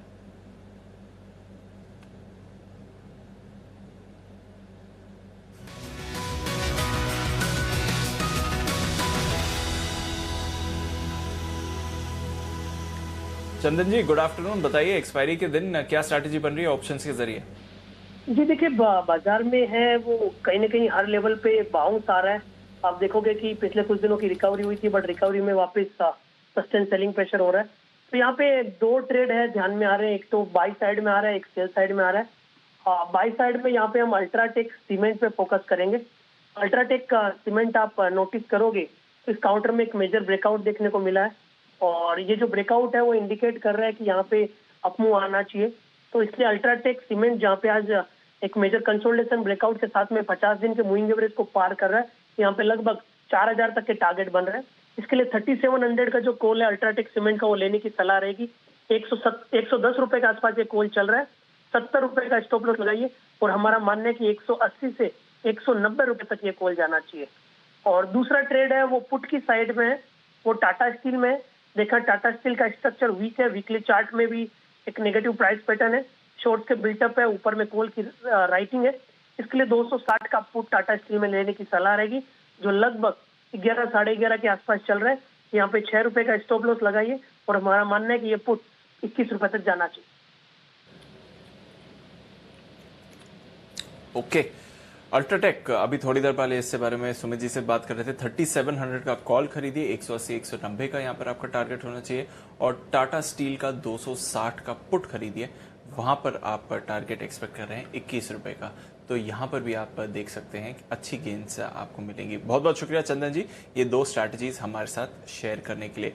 कुछ कैश स्टॉक्स में भी अच्छा मूवमेंट आ रहा है, एक बार कुणाल जी से इनके बारे में बात कर लेते हैं, देखते हैं कि क्या आगे जाके और एक्शन बढ़ेगा कि नहीं। कुणाल जी, थोड़ी देर पहले नैम इंडिया, यहाँ पर खरीदारी हमने देखी है, यहाँ पर कोई व्यू बन रहा है? हर बार हम देखते हैं कि अच्छे ब्रेकआउट्स आते हैं स्टॉक में, बट कहीं ना कहीं सस्टेन नहीं कर पा रहा है। देखिए, अभी अगर आप देखें दीपांशु, तो एक अपवर्ड मोमेंटम की कमी है स्टॉक में। हालांकि देखिए, एक अच्छी बात यह है कि 220 रुपए के आसपास एक बड़ा सपोर्ट बन गया है। ये दूसरा अवसर है, जबकि 220 215 के आसपास से स्टॉक वापस ऊपर जाता हुआ दिख रहा है। तो एक फर्म बेस हमने 220 के आसपास बनते हुए देखा है, लेकिन अभी मोमेंटम की कमी है। मुझे लगता है कि जब ये स्टॉक मोमेंटम दिखाएगा और 250 के ऊपर फर्मली टिक जाएगा और इसमें आपको ऊपर के लेवल्स देखने को मिलेंगे, तब मुझे लगता है कि आपको 280 तक की एक रैली देखने को मिल सकती है। तो 250 के ऊपर एक डिसाइसिव क्लोज आए और बड़ा वॉल्यूम देखने को मिले, तभी इसमें नई खरीदारी की मेरी राय रही। ओके, ठीक है, 250 के ऊपर आए तभी आप खरीदारी कर सकते हैं। पर कुछ और छोटे स्पेसेस है मार्केट में जहां पर काफी आपको एक्शन देखने को मिलेगा। कुछ एक दो दिन पहले रेटिंग एजेंसीज के जो स्टॉक्स थे वहां पर बढ़िया मूव आया था और बाजार इन स्टॉक्स को लेकर थोड़ा एक्साइटेड भी हो रहा है। कुछ अहम ट्रिगर्स हैं स्पेशली वीक बाजार में जिसमें आपको रेटिंग एजेंसीज पर नजर रखनी चाहिए। क्या है ये ट्रिगर्स, बताने के लिए तैयार हैं संदीप ग्रोवर। संदीप, बताइए, क्या एक ट्रेंड निकलता है रेटिंग एजेंसीज का ऐसे बाजार में या ऐसी इकोनॉमिक स्थिति में? देखिए दीप, जब जब मंदी जैसा माहौल बनता है, रिसेशनरी जब भी सिचुएशंस बनती हैं मार्केट में, तब ये एक ऐसा तबका है जो कि मार्केट को कहीं ना कहीं आउट परफॉर्म करता हुआ दिखता है। और आप ये देखिए, मेरे पास दो ऐसे इंस्टेंस हैं जब आप देखेंगे मंदी का माहौल मार्केट्स में बना और इन कंपनियों ने कहीं ना कहीं आउट परफॉर्म किया। इनकी जो आई ग्रोथ है इस रिसेशनरी पीरियड में खास तौर पे आप देखिए, जो रेटिंग एजेंसीज होती हैं वो काफ़ी मजबूत देखने को मिलती है, बनस्पत इसके कि हम बाकी कंपनियों में देखते हैं कि काफ़ी ज़्यादा प्रेशर देखने को मिलता है। आई ग्रोथ सस्टेन करना ही कई बार मुश्किल हो जाता है कंपनियों के लिए। उस फेज़ में आप देखिए ये कंपनियां कहीं ना कहीं आउट परफॉर्म करती हुई दिखी हैं। मेरे पास 2000 से लेके 2002 तक जो मंदी चली थी, उस दौरान आप देखिए क्रिसिल के आंकड़े हैं आई ग्रोथ के, वो करीब 76% के आसपास की ग्रोथ वहां देखने को मिली थी। और 2008 के दौरान जो हमने लेमन क्राइसिस देखा था, जो मंदी बनी थी मार्केट में, उस दौरान भी आप देखिए रेटिंग इंडस्ट्री अगर आप ओवरऑल देखें तो जो ग्रोथ है वो लगभग 16% के आसपास की देखने को मिली थी चैलेंजिंग टाइम्स में भी।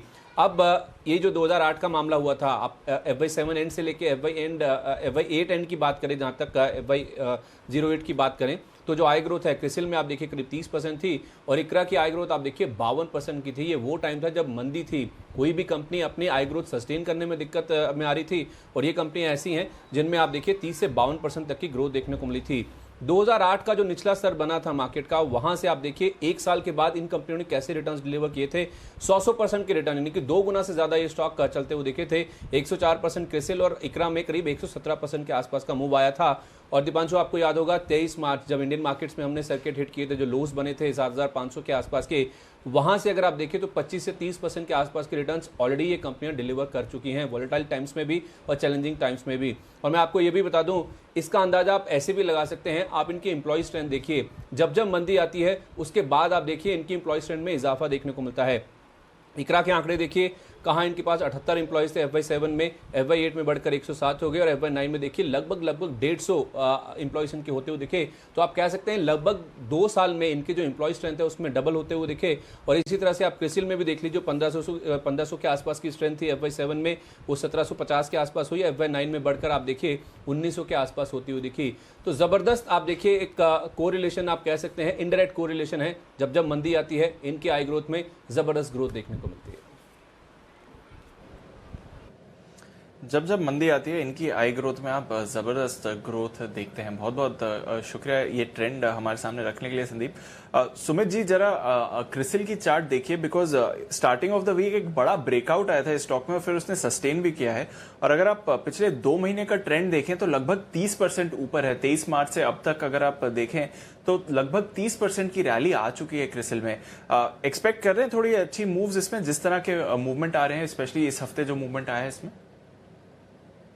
महीने का बहुत बड़ा कंसोलिडेशन है क्रिसिल के अंदर, और ये स्टॉक थोड़े से इलिक्विड है, इनके अंदर वॉल्यूम्स देखने को मिलता नहीं है। और पिछले 1 महीने का अगर मैं चार्ट पे इसका मूव देखता हूं तो ये 1500-1520 ऊपर में रेजिस्टेंस फेस करता है और नीचे में 1400-1430 के आसपास का सपोर्ट फेस करता है। स्टॉक का जो 200 डीएम है वो भी यहीं पर है जहां पर ये ट्रेड कर रहा है। तो स्टॉक के अंदर जिस तरह से धीरे धीरे का मूव आ रहा है, हो सकता है कि आने वाले कुछ दिनों में अच्छा अपमूव दिखाए। तो पोजिशनल ट्रेड जो ले सकते हैं और महीना, 1.5 महीना, 2 महीना होल्ड कर सकते हैं, वो लोग ये स्टॉक के अंदर ट्रेड बना सकते हैं। ऊपर में जैसे ही एक तो 1500 के ऊपर 1-2 दिन के लिए कंसिस्टेंटली क्लोज दे दे और टेक्निकल रेजिस्टेंस 1530-1540 का लेवल ब्रेक कर दे, तो उसके बाद ये स्टॉक के अंदर एक अच्छा खासा अपसाइड मूव देखने को मिल सकता है। ओके, तो देखते हैं अगर यहाँ से और सस्टेनेबल अपमूव आता है कि नहीं, बट एक्शन बढ़िया बनता हुआ दिख रहा है जहां तक क्रिसिल का सवाल है। चलिए देखते हैं कि किस तरह के मूवमेंट्स आते हैं। आइए कुछ और अर्निंग्स हैं जिसके बारे में बात कर लेते हैं, फिर आशीष जिनसे इन स्टॉक्स के बारे में भी पूछेंगे। M&M फाइनेंस और L&T फाइनेंस, इन दोनों के नंबर्स आने वाले हैं। यहाँ पर देखेंगे कि किस तरह की एक्सपेक्टेशंस बन रही हैं इस समय बाजार में, और वहां पर फिर नजर डालेंगे। एक्चुअली एक बार बात कर लेते हैं आशीष जी से और फिर करेंगे। बट अनिल जी, आप कुछ कह रहे थे सर? जी, मैं कुणाल जी और राकेश जी चार्ट कॉर्नर देना चाहते हैं, एक बार बिगुल उनके लिए बजा दें।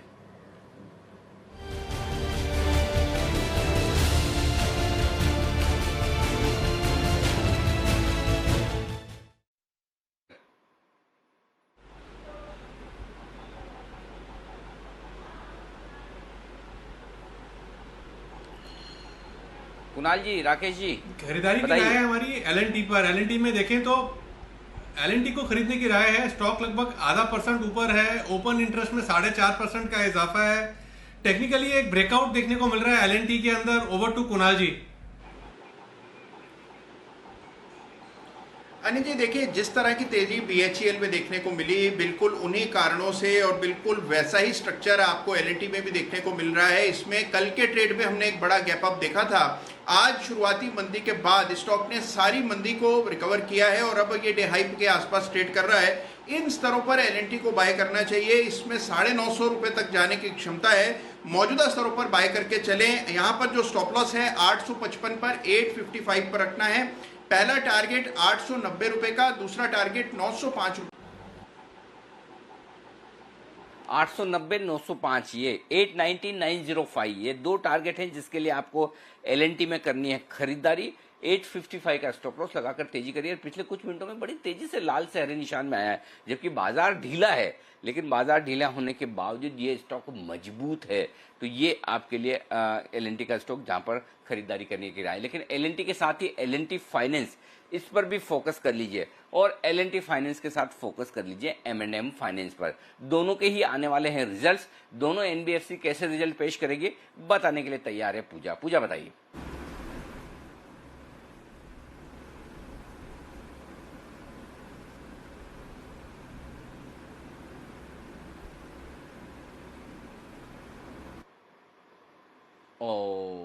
चलिए, पूजा से संपर्क नहीं हो रहा, हम फिर से पूजा से संपर्क करने की कोशिश करेंगे। बताएंगे आपको कि किस तरह का एक्शन हो सकता है। ये आपके लिए इस वक्त हम लाने की कोशिश करेंगे। इस बीच 9150 पर निफ्टी है, 19100 के आसपास बैंक निफ्टी वही है। कोई खास मूवमेंट अलग से बनकर आ नहीं रहा है। तो सुबह की जो मजबूती थी कई स्टॉक्स में, अब धीमे धीमे कमजोरी की तरफ आती हुई दिख रही है। चलिए, तब तक LNT फाइनेंस, NBFC, इन सब पर एक राय ले ली जाए। क्या राय रखते हैं आप सर? आशीष जी, फाइनेंस कंपनियों पर तो आपकी गहरी पकड़ है। अनिल जी देखिए, रिजल्ट्स पे तो खैर आपको पता ही है कि रिजल्ट्स कैसे आएंगे, काफी तकलीफ है इस समय। लेकिन जो ये एसएमईज फोकस थी, वहां पे कहीं ना कहीं जरूर अब नजर बनी हुई है, क्योंकि पूरे पैकेज का पहला जो रुझान था वो SME और MSME की तरफ था। बट आप लिक्विडिटी फ्रीज वाली सिचुएशन में है इस समय। देखिए, हमारे देश में एक ही चीज चलती है, जब तक रोटेशन नहीं होती पैसे की तब तक सिस्टम में तब तक स्टेबलाइज नहीं कर सकते आप सिस्टम को। और मैं इसलिए जो अच्छी चुनिंदा वेल रन NBFCs हैं उस पर आपको ध्यान, और M&M फाइनेंस और आपकी LNT दोनों ही स्ट्रॉन्ग प्रोसेस, स्ट्रॉन्ग सिस्टम वाली NBFCs हैं। सेगमेंट्स बहुत वेल डिफाइंड हैं। बट मैं वही, जैसे कि पैकेज की पूरी शेप सामने आनी बहुत जरूरी है। आपने सप्लाई साइड की तो काफी बातें करी, लेकिन डिमांड साइड की जो बातें नहीं है, हम सब समझ रहे हैं वो बात। और आने वाले 2 दिन क्रिटिकल हैं जिसमें समझ में आएगा कि पूरा प्ले आउट कैसे होगा। तो आई थिंक ये NBFCs एक अच्छा रुझान दिखा सकती है। बट अगर वो नहीं बन पाता है तो मैं सीधा सीधा आपको बोलता हूं कि ये बहुत खराब सिचुएशन है NBFCs के लिए। आधी तो बंद हो जाएंगी, जो बची कुची बचेंगी वो वही बचेंगी जो पैसा रेस कर पाएंगी। और पैसा रेस करने वाले में सिर्फ यही 1 ही 2 हैं जिनकी हम बात कर रहे हैं। उसके बाद वाली जो है उनके बारे में तो क्योंकि आपने NBFC के बारे में भी पूछा, तो उसके बारे में तो मैं जाना ही नहीं चाहता हूं। अगर M&M और LNT जैसी अच्छी कॉर्पोरेट एंटिटीज में शायद आपको नीचे एक फंड रेजिंग की एक्टिविटी देखने को मिले, लेकिन यहां से और तकलीफ हो सकती है। पैकेज की पूरी अनाउंसमेंट सुनना बाकी अनिल जी, वहां से फिर रुकेंगे कि नहीं रुकेंगे मैं तभी बता पाऊंगा, लेकिन अभी डाउनसाइड तो है। ओके, तो डाउनसाइड रिस्क है, लेकिन आगे क्या कुछ होगा वो देखने वाली बात होगी। चलिए, आज रिजल्ट आएंगे, उससे पता भी चलेगा कि क्या कुछ होने वाला है। लेकिन फिलहाल एक खबर जो आती दिख रही है उस पर आप फोकस करिए। और खबर ये है कि आज जो वित्त मंत्री की बैठक होने वाली उसमें गरीबों और लेबर सेक्टर के रिफॉर्म्स को लेकर घोषणाएं होंगी। तो बेसिकली जो बेहद गरीब लोग हैं, जो हर रोज वो दिहाड़ी मजदूरी करने वाले लोग हैं, जो कहते हैं कि डेली वेजेस अर्नर्स जो हैं, उनके ऊपर ज़्यादा फोकस होगा। कल बिजनेस में फोकस उन पर हुआ था जो माइक्रो स्मॉल मीडियम बिजनेस हैं, यानी कि जो कुछ भी रिफॉर्म्स आ रहे हैं, जो कुछ भी पैकेज, माफ कीजिएगा, रिफॉर्म्स हैं, वो निचले स्तरों से शुरू कर रहे हैं। तो आज लेबर रिफॉर्म्स पर होगी, तो काफ़ी लोग जो अंदाज़ा लगा रहे हैं कि ये कोई ऑटो पर बढ़ा आ जाएगा, कोई रियल एस्टेट पर बढ़ा जाएगा, किसी और सेक्टर पर बढ़ा जाएगा। तो कृपया करके अपनी उम्मीदों को थोड़ा लिमिट में कर लें, ज़्यादा संभावना ये है। और आज की जो बैठक है, आज की जो प्रेस कॉन्फ्रेंस है, उसमें जो कुछ भी होगा वो गरीबों और लेबर सेक्टर के रिफॉर्म्स को लेकर ज़्यादा होगा। आशीष जी, क्या मतलब निकाला जाए इसका मार्केट के लिए? कल अगर गरीबों और लेबर सेक्टर के रिफॉर्म्स पर ही आज वित्त मंत्री जी बात करती हैं तो क्या कुछ होगा, इसका क्या असर पड़ेगा? देखिए अनिल जी, हम सब समझ ही रहे हैं कि 3 हिस्से हैं। मैं बार बार रिपीट नहीं करना चाहूंगा। जरूर वो रेलेवेंट है। लेबर, लैंड, जो एक रिफॉर्म का एंगल आया इस पूरे एपिसोड में, हमको वो आंकलन तो करना ही है। और जैसे मैंने आपको बोला, जो सबसे बड़ा मिसिंग पार्ट है वो डिमांड का मिसिंग पार्ट है। आप किसी से भी बात कीजिए, आप बोलिए अनिल जी, मैं वापस जैसे लास्ट टाइम भी एक सवाल पूछा था, नौकरी बच भी गई तो क्या बाहर जाके पैसा खर्चना शुरू कर देंगे? क्या नहीं हो पाएगा, हिम्मत ही नहीं है इंडियन कंज्यूमर के पास इस समय। तो ये सारे रिफॉर्म्स का तब तक कोई रेलेवेंस नहीं बनेगा जब तक डिमांड पिकअप नहीं होगी। ये हमको समझना पड़ेगा। मैं लैंड और लेबर रिफॉर्म्स को भी एक लॉन्ग शॉट मांगता हूं, लॉन्ग टर्म वाले अप्रोच मांगता हूं। वहां भी जब तक हम आने वाला कुछ समय मैनेज नहीं कर पाएंगे, इन सब चीजों का मार्केट पे कोई असर नहीं पड़ने वाला। मैं आपको आज साफ साफ बोलता हूं।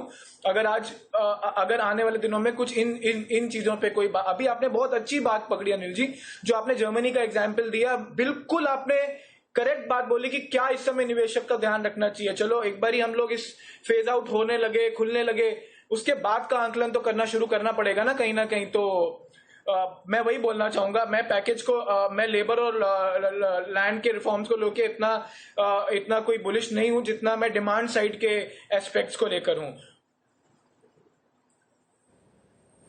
ओके, बिल्कुल। तो डिमांड तो म्यूटेड है ही, पर चलिए एक और बिगुल बजाते हैं। अनिल जी की तरफ से एक और कॉल तैयार है कल के 2000 के लिए।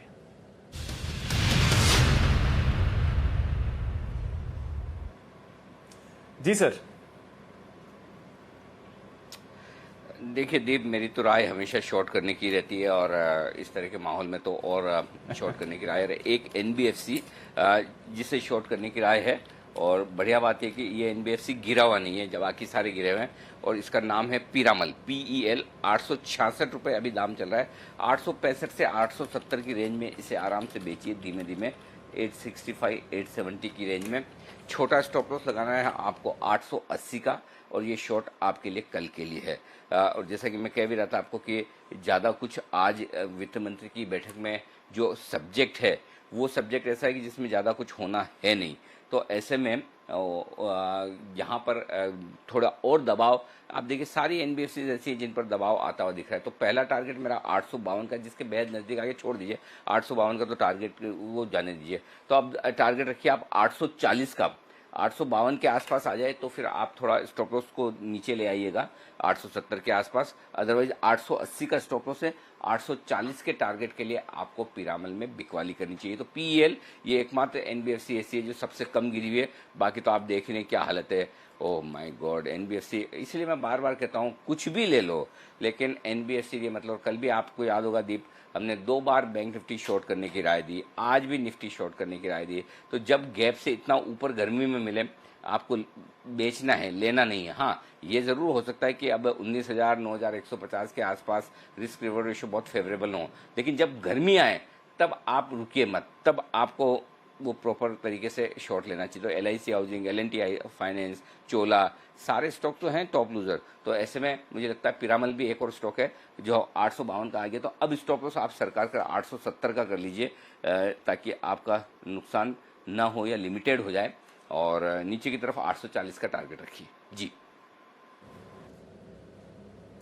बिल्कुल, नीचे की तरफ 840 का टारगेट रखें। और NBFCs पर जब शॉर्ट कॉल आती है तो अनिल जी का ट्रैक रिकॉर्ड बहुत ही उम्दा रहा है, और पहले भी कुछ NBFCs के बारे में शॉर्ट दिया है। अब आप पीरामल एंटरप्राइजेस पर नजर डालिए, यहाँ पर भी वीकनेस आ रही है। NBFCs की बात करें तो 2 NBFCs हैं जिनके नतीजों पर हमारी नजर है। अभी इसके बारे में डिस्कस भी कर रहे थे, M&M फाइनेंस और L&T फाइनेंस। क्या अनुमान लगाने चाहिए नतीजों से? तैयार हैं पूजा हमें बताने के लिए। बताएं पूजा। जी शुरुआत M&M फाइनेंस से करते हैं। यहाँ पर जो ग्रोथ रहेगी वो धीमी ग्रोथ का ही अनुमान है। ब्याज से आय में तो हम उम्मीद कर रहे हैं कि 17% की ग्रोथ रहेगी, लेकिन क्योंकि प्रोविजनिंग काफ़ी करनी पड़ सकती है इस बार कंपनी को, इस वजह से 33% की गिरावट मुनाफे में देखने को मिल सकती है। ग्रॉस एनपी में भी हल्की बढ़त रहेगी। इनका मेन जो ऑटो सेगमेंट है और ग्रामीण इलाके जहाँ पर काफ़ी ज़्यादा एक्सपोजर है वहाँ पर कुछ कंसर्न्स देखने को मिल सकते हैं। और जो रिकवरी और कलेक्शन भी है, ये मैनेजमेंट ने खुद भी कई बार हाईलाइट किया कि वहाँ पर उनको दिक्कतें देखने को मिल सकती हैं। इसके अलावा सीवी सेगमेंट जो कि इनके एयूएम में करीब 18% का योगदान करती है, उसके सामने बैंक को काफ़ी ज़्यादा कंपनी को काफ़ी ज़्यादा प्रोविजनिंग यहाँ पर करनी पड़ सकती है। तो M&M फाइनेंस से जो नतीजे आएंगे वो कमज़ोर नंबर्स की ही उम्मीद है। इस बार भी धीमी ग्रोथ ही देखने को मिल सकती है। ओके, कमज़ोर नतीजों की ही उम्मीद है इस बार जहां तक नतीजों का अनुमान है। और जिस तरह से सीवी साइकिल पर भी प्रेशर पड़ता हुआ दिख रहा है, आप एक्सपेक्ट कर सकते हैं कि और वीकनेस आएगी। एक बार एक चार्ट चेक भी ले लेते हैं जहां तक M&M फाइनेंस का सवाल है। श्रीकांत जी, M&M फाइनेंस को देखिए, अच्छा ब्रेकआउट आया था, 177 तक पहुंच गया था, वहां से रिवर्स हो गया, अब 170 के नीचे है। वीकनेस एक्सपेक्ट कर रहे हैं इसमें? बिल्कुल दीपांशु, इनफैक्ट देखा जाए तो जितने भी NBFCs हैं इनमें एक रेंज बाउंड एक्टिविटी बनी है, और कल के दिन में जब अनाउंसमेंट थी तब ये स्टॉक अपने ऊपरी लेवल्स पे थे, अभी वापस ही अपने लोअर लेवल्स पे आ रहे हैं। 169 के करीब ये ट्रेड कर रहा है और इसकी जो लोअर रेंज है वो तकरीबन 155 के करीब की है। तो करंट लेवल से भी इसमें एक 15 से 14 रुपए की गुंजाइश है। करंट लेवल से इसे शॉर्ट करके चले, और हमें यहाँ पे जो स्टॉप लॉस रखना है वो रहेगा तकरीबन 174 का। तो थोड़ा बड़ा स्टॉप लॉस है क्योंकि ये NBFC काफ़ी वॉलेटाइल स्पेस है, लेकिन 155 के टारगेट हम एक्सपेक्ट कर सकते हैं। 155 के टारगेट एक्सपेक्ट कर सकते हैं जहां तक M&M फाइनेंस है। पूजा, L&T फाइनेंस की बात करें तो यहां पर क्या एक्सपेक्टेशंस है जहां तक नतीजों का सवाल है? जी, L&T फाइनेंस की अगर बात करें तो यहाँ पर भी कमज़ोर नंबर्स ही हैं, धीमी ग्रोथ ही देखने को मिलेगी। ब्याज से आय में मामूली 5% की ग्रोथ का अनुमान है, मुनाफे में भी 7% की ग्रोथ रहेगी। और वजह यह है कि प्रोविजनिंग जो है वो इस बार भी यहाँ पर L&T फाइनेंस को करनी पड़ेगी। करीब 32% की ग्रोथ यहाँ पर सालाना आधार पर देखने को मिल सकती है। मार्जिन में दबाव रहेगा, ग्रामीण इलाकों में भी रिकवरी थोड़ी धीमी रहेगी। थोड़ा बहुत जो सहारा है वो अन्य आय से मिलता हुआ दिखाई देगा। L&T फाइनेंस के साथ एक अच्छी बात यह है कि उस पर ज़्यादा कुछ असर ना पड़े, क्योंकि पेरेंटेज काफ़ी मजबूत है L&T फाइनेंस का, और यही केस M&M फाइनेंस के साथ भी है। तो कैपिटल और लिक्विडिटी को लेकर तो ज़्यादा कुछ दिक्कतें नहीं होंगी आने वाले समय को लेकर। इनकी जो बैलेंस शीट है वो मजबूत ही रहेगी, लेकिन आउटलुक आने वाले समय के लिए कुछ यहाँ पर कंसर्न और दिक्कतें देखने को मिल सकती है। ओके, तो ये है आपके लिए L&T फाइनेंस, M&M फाइनेंस दोनों के नतीजे आने वाले हैं। चलिए बिगुल बजाते हैं और जान लेते हैं श्रीकांत जी के पास BTST कॉल कौन सी है।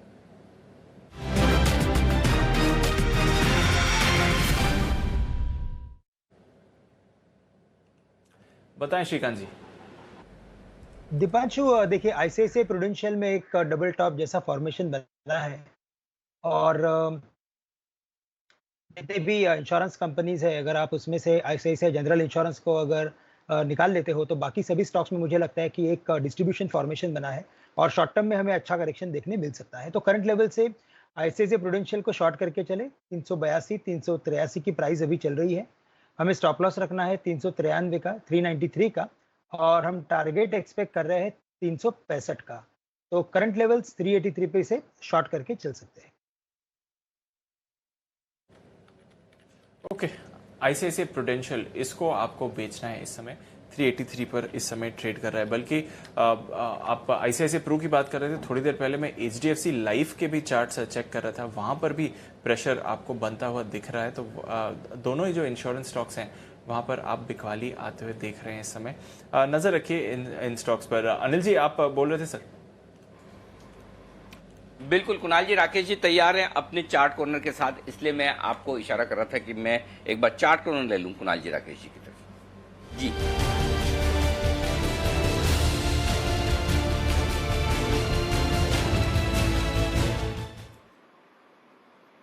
बताएं sir. Anil ji, algo trade है, भाव चल रहा है 42 रुपये 35 पैसे। स्टॉक का नाम है RCF यानी कि राष्ट्रीय केमिकल। आज सारा फोकस जो है वो एग्री इंपोर्ट्स और फर्टिलाइजर स्टॉक्स में है। आरसीएफ में एक बड़ा ब्रेकआउट चार्ट पर आता हुआ नजर आ रहा है। 41 रुपए की एक रेजिस्टेंस थी जिसको आज के ट्रेड में स्टॉक ने बड़े वॉल्यूम के साथ पार किया है। तो इस स्टॉक में क्योंकि ऊपर बहुत बड़ी जगह दिखती है, बाय करके चलना है। Over to Rakesh. Anil ji, clear एक ब्रेकआउट देखने को मिल रहा है। ब्रेकआउट लेवल का स्टॉप लॉस 41 रुपए का स्टॉप लॉस लगाना है। 45 रुपए 45 रुपीज पहला टारगेट है, 47 रुपीज दूसरा टारगेट है और प्राइस वॉल्यूम ब्रेकआउट आरसीएफ में देखने को मिल रहा है। 40 रुपए के टारगेट के लिए 45 का टारगेट खरीदे आप आरसीएफ को। 41 के आसपास का स्टॉप लॉस लगाकर तेजी करने की राय है यहां पर कुणाल जी और राकेश जी की तरफ। ये है आपके लिए खरीदारी करने की राय। बस अब से कुछ ही देर में एक आध मिनट में बसिन साहब भी कार्यक्रम में शामिल होंगे और उनसे लेंगे हम आपके लिए कुछ बेहतरीन बीटीएसटी कॉल्स। लेकिन एक और स्पेस है जहां पर फोकस सरकार का बढ़ने वाला है आज नहीं तो अगले 1-2 दिनों में, वो है एग्रीकल्चर से जुड़े हुए रिफॉर्म्स। क्योंकि जो निचले तबकों पर सरकार फोकस कर रही है अपने आर्थिक पैकेज में, तो आशीष जी इसके चलते कहीं कोई आपको इन्वेस्टमेंट के आइडियाज दिखते हैं या फिर इसमें इनके दम पर पैसा नहीं लगाना चाहिए, शेयर नहीं खरीदने चाहिए? देखिए अनिल जी, एक तो स्टॉक हमने अभी डिस्कस किया आरसीएफ। जरूर अब आगे जाके जो सीजन आएगा उसके हिसाब से गवर्नमेंट को ध्यान देना पड़ेगा कि एग्री इकोनॉमी जो है वहां पर जो है प्रेशर कम से कम पड़े। तो आई थिंक ये जितने भी फर्टिलाइजर स्टॉक्स हैं इन पे कहीं ना कहीं एक आपको ये एक्टिविटी जो है वो बिल्कुल बनी रहेगी, रुझान बना रहेगा इसमें। प्लस जरूर जो लिंक नहीं है बट 2 व्हीलर स्टॉक्स जो है मेरे को ऐसा लगता है कि कहीं ना कहीं वो भी एक ऐसी जो कॉन्ट्रेरियन है, आपको पॉजिटिवली सरप्राइज कर सकती है। उसमें बहुत सारे कारण है छोटे छोटे, क्योंकि जिस तरीके से चाइना में हम देख रहे हैं कि डिमांड ऑटो में आई है वो हमारे लिए 2 व्हीलर्स में आएगी। और प्लस अगर डिमांड को रिवाइव करती है सरकार तो ये एक ऐसा एक्सपेंस है जो लोग करना चाहेंगे आने वाले समय में। सो अगर 2 सेक्टर में एग्री रिफॉर्म से लेना चाहूं तो एक फर्टिलाइजर्स और दूसरा 2 व्हीलर स्पेस में, तो उसमें भी हीरो होंडा हमें ज्यादा अच्छा लगता है क्योंकि सस्ती गाड़ियां बिकेंगी। आप महंगी बाइक्स नहीं बेच सकते इस समय में, वो 500 सीसी वाली, आपको सस्ती गाड़ियां बेचनी पड़ेंगी, तो हीरो मोटर्स मोटो ये है वो स्टॉक जो माफ कीजिएगा पसंद है इस वक्त आशीष जी को। आइए बिल्कुल बसिन साहब के लिए।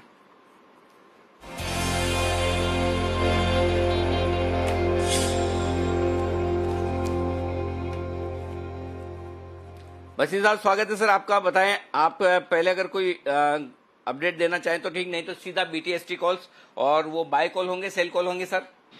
नहीं सर, एक बाय कॉल है क्योंकि आपको पहले 2 सेल दी थी और एक बाय थी, तो बुक को बैलेंस करना चाहता हूँ। मार्केट ओवरसोल्ड है और मुझे लगता है कल की ड्राइव है फुल बैक के लिए, तो इसलिए एक बाय कॉल दे रहा हूँ मैं बीटीएसटी आज।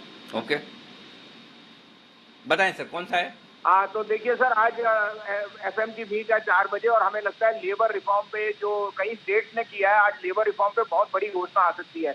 उससे जो सबसे बड़ा बेनिफिशियरी होएगा वो कंस्ट्रक्शन और इंफ्रास्ट्रक्चर की कंपनियां आएंगी और इस कारण से Larsen and Toubro would be my pick.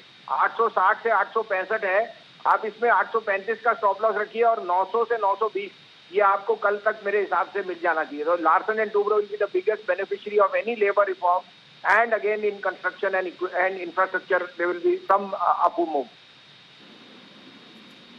Okay बिल्कुल, तो 865 866 के आसपास चल रहा है, यहाँ पर कर सकते हैं आप खरीदारी। थोड़ी देर पहले कुणाल जी राकेश जी ने भी यहाँ पर खरीदारी करने की राय दी और बसिन साहब भी कह रहे हैं कि इसे बीटीएसटी के तौर पर 835 835 ये स्टॉप लॉस का लेवल है।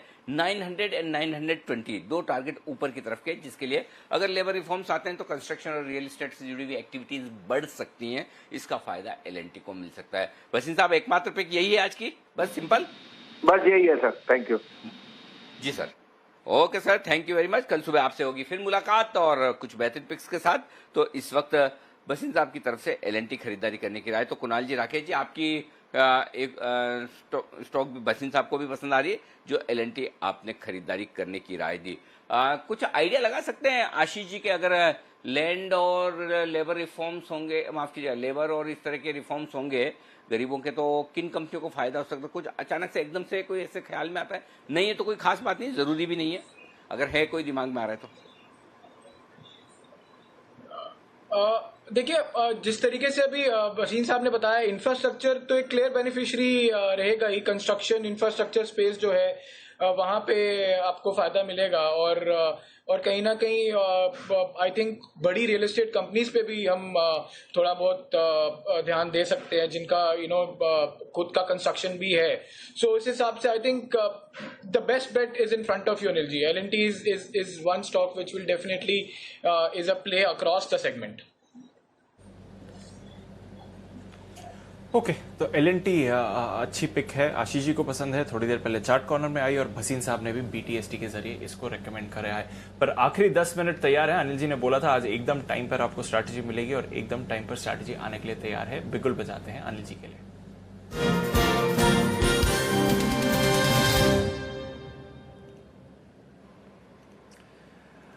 अनिल जी, वैसा ही हाल है इस समय ग्लोबल बाजारों को एकदम फ्लैट ट्रेड कर रहे हैं। जी जी जी सर।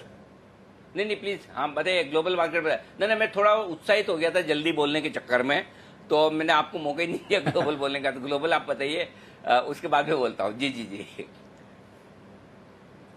ओके सर, कोई अपडेट नहीं है। डाउ फ्यूचर्स एकदम सपाट है, तो निचले स्तर से आप कह सकते हैं 30-40 अंक की रिकवरी आई है और यूरोप के बाजार 2% नीचे हैं सर। तो कोई अपडेट नहीं है मेरे पास। तो चलो कोई बात नहीं, लेकिन नेस्डेक मजबूत है, डाउ फ्लैट है। अभी किसी भी तरफ जा सकता है, किधर भी। कल सुबह क्या होगा किसको पता नहीं। 5 पॉइंट ऊपर नीचे में कुछ कहना मुश्किल है। तो ये 5 पॉइंट वाला 500 पॉइंट ऊपर भी हो सकता है, 500 नीचे भी हो सकता है। हमें एक चीज समझ में आ रही है, और वो ये कि 30 अप्रैल के बाद ये मई का महीना पहली बार ऐसा है जब 9200 के नीचे आप बंद हो रहे हैं, अच्छे खासे बंद हो रहे हैं। ये 9200 के नीचे की क्लोजिंग सिर्फ और सिर्फ निफ्टी एक्सपायरी की वजह से नहीं है, अदरवाइज भी। तो मेरे लिए क्लोजिंग खराब, और क्लोजिंग अगर खराब है तो मैं आपको 9100 का एक पुट लेने की राय दूंगा। नोट कर लीजिए भाई साहब जरा अच्छे से, ताकि आपको एक तो इतने सारे अच्छा पुट में से याद आया दीप, एक चीज और कहना चाहता हूं कि आज हमने 9100 का 150 का पुट लेने की राय भी दी थी क्लोजिंग के लिए 10 रुपए में। वो 20-25 रुपए तक पहुंचा भी, 20 रुपए के आसपास तक शायद पहुंचा होगा, 20 से 25 रुपए, मुझे एग्जैक्टली ध्यान नहीं। लेकिन अभी भी 10 रुपए दाम चल रहा है, तो पुट आपका कॉस्ट टू कॉस्ट एग्जिट हो रहा है, तो आप चाहें तो निकल सकते हैं। 9119 का लो बनाकर वापस आ गया, तो आपको नुकसान तो बिल्कुल भी नहीं है, अगर है तो फायदा ही है। अब यहाँ पर मैं आपको सुमित जी, आपको मुझे 2 काम करने हैं। पहला तो 9100 के पुट की प्राइस दीजिए इस हफ्ते, अगले हफ्ते की, मतलब अगला जो गुरुवार होगा ना, उसका 9100 का पुट और उसका 8900 का पुट, इसकी 2 की मुझे है ना प्राइस दे दीजिए।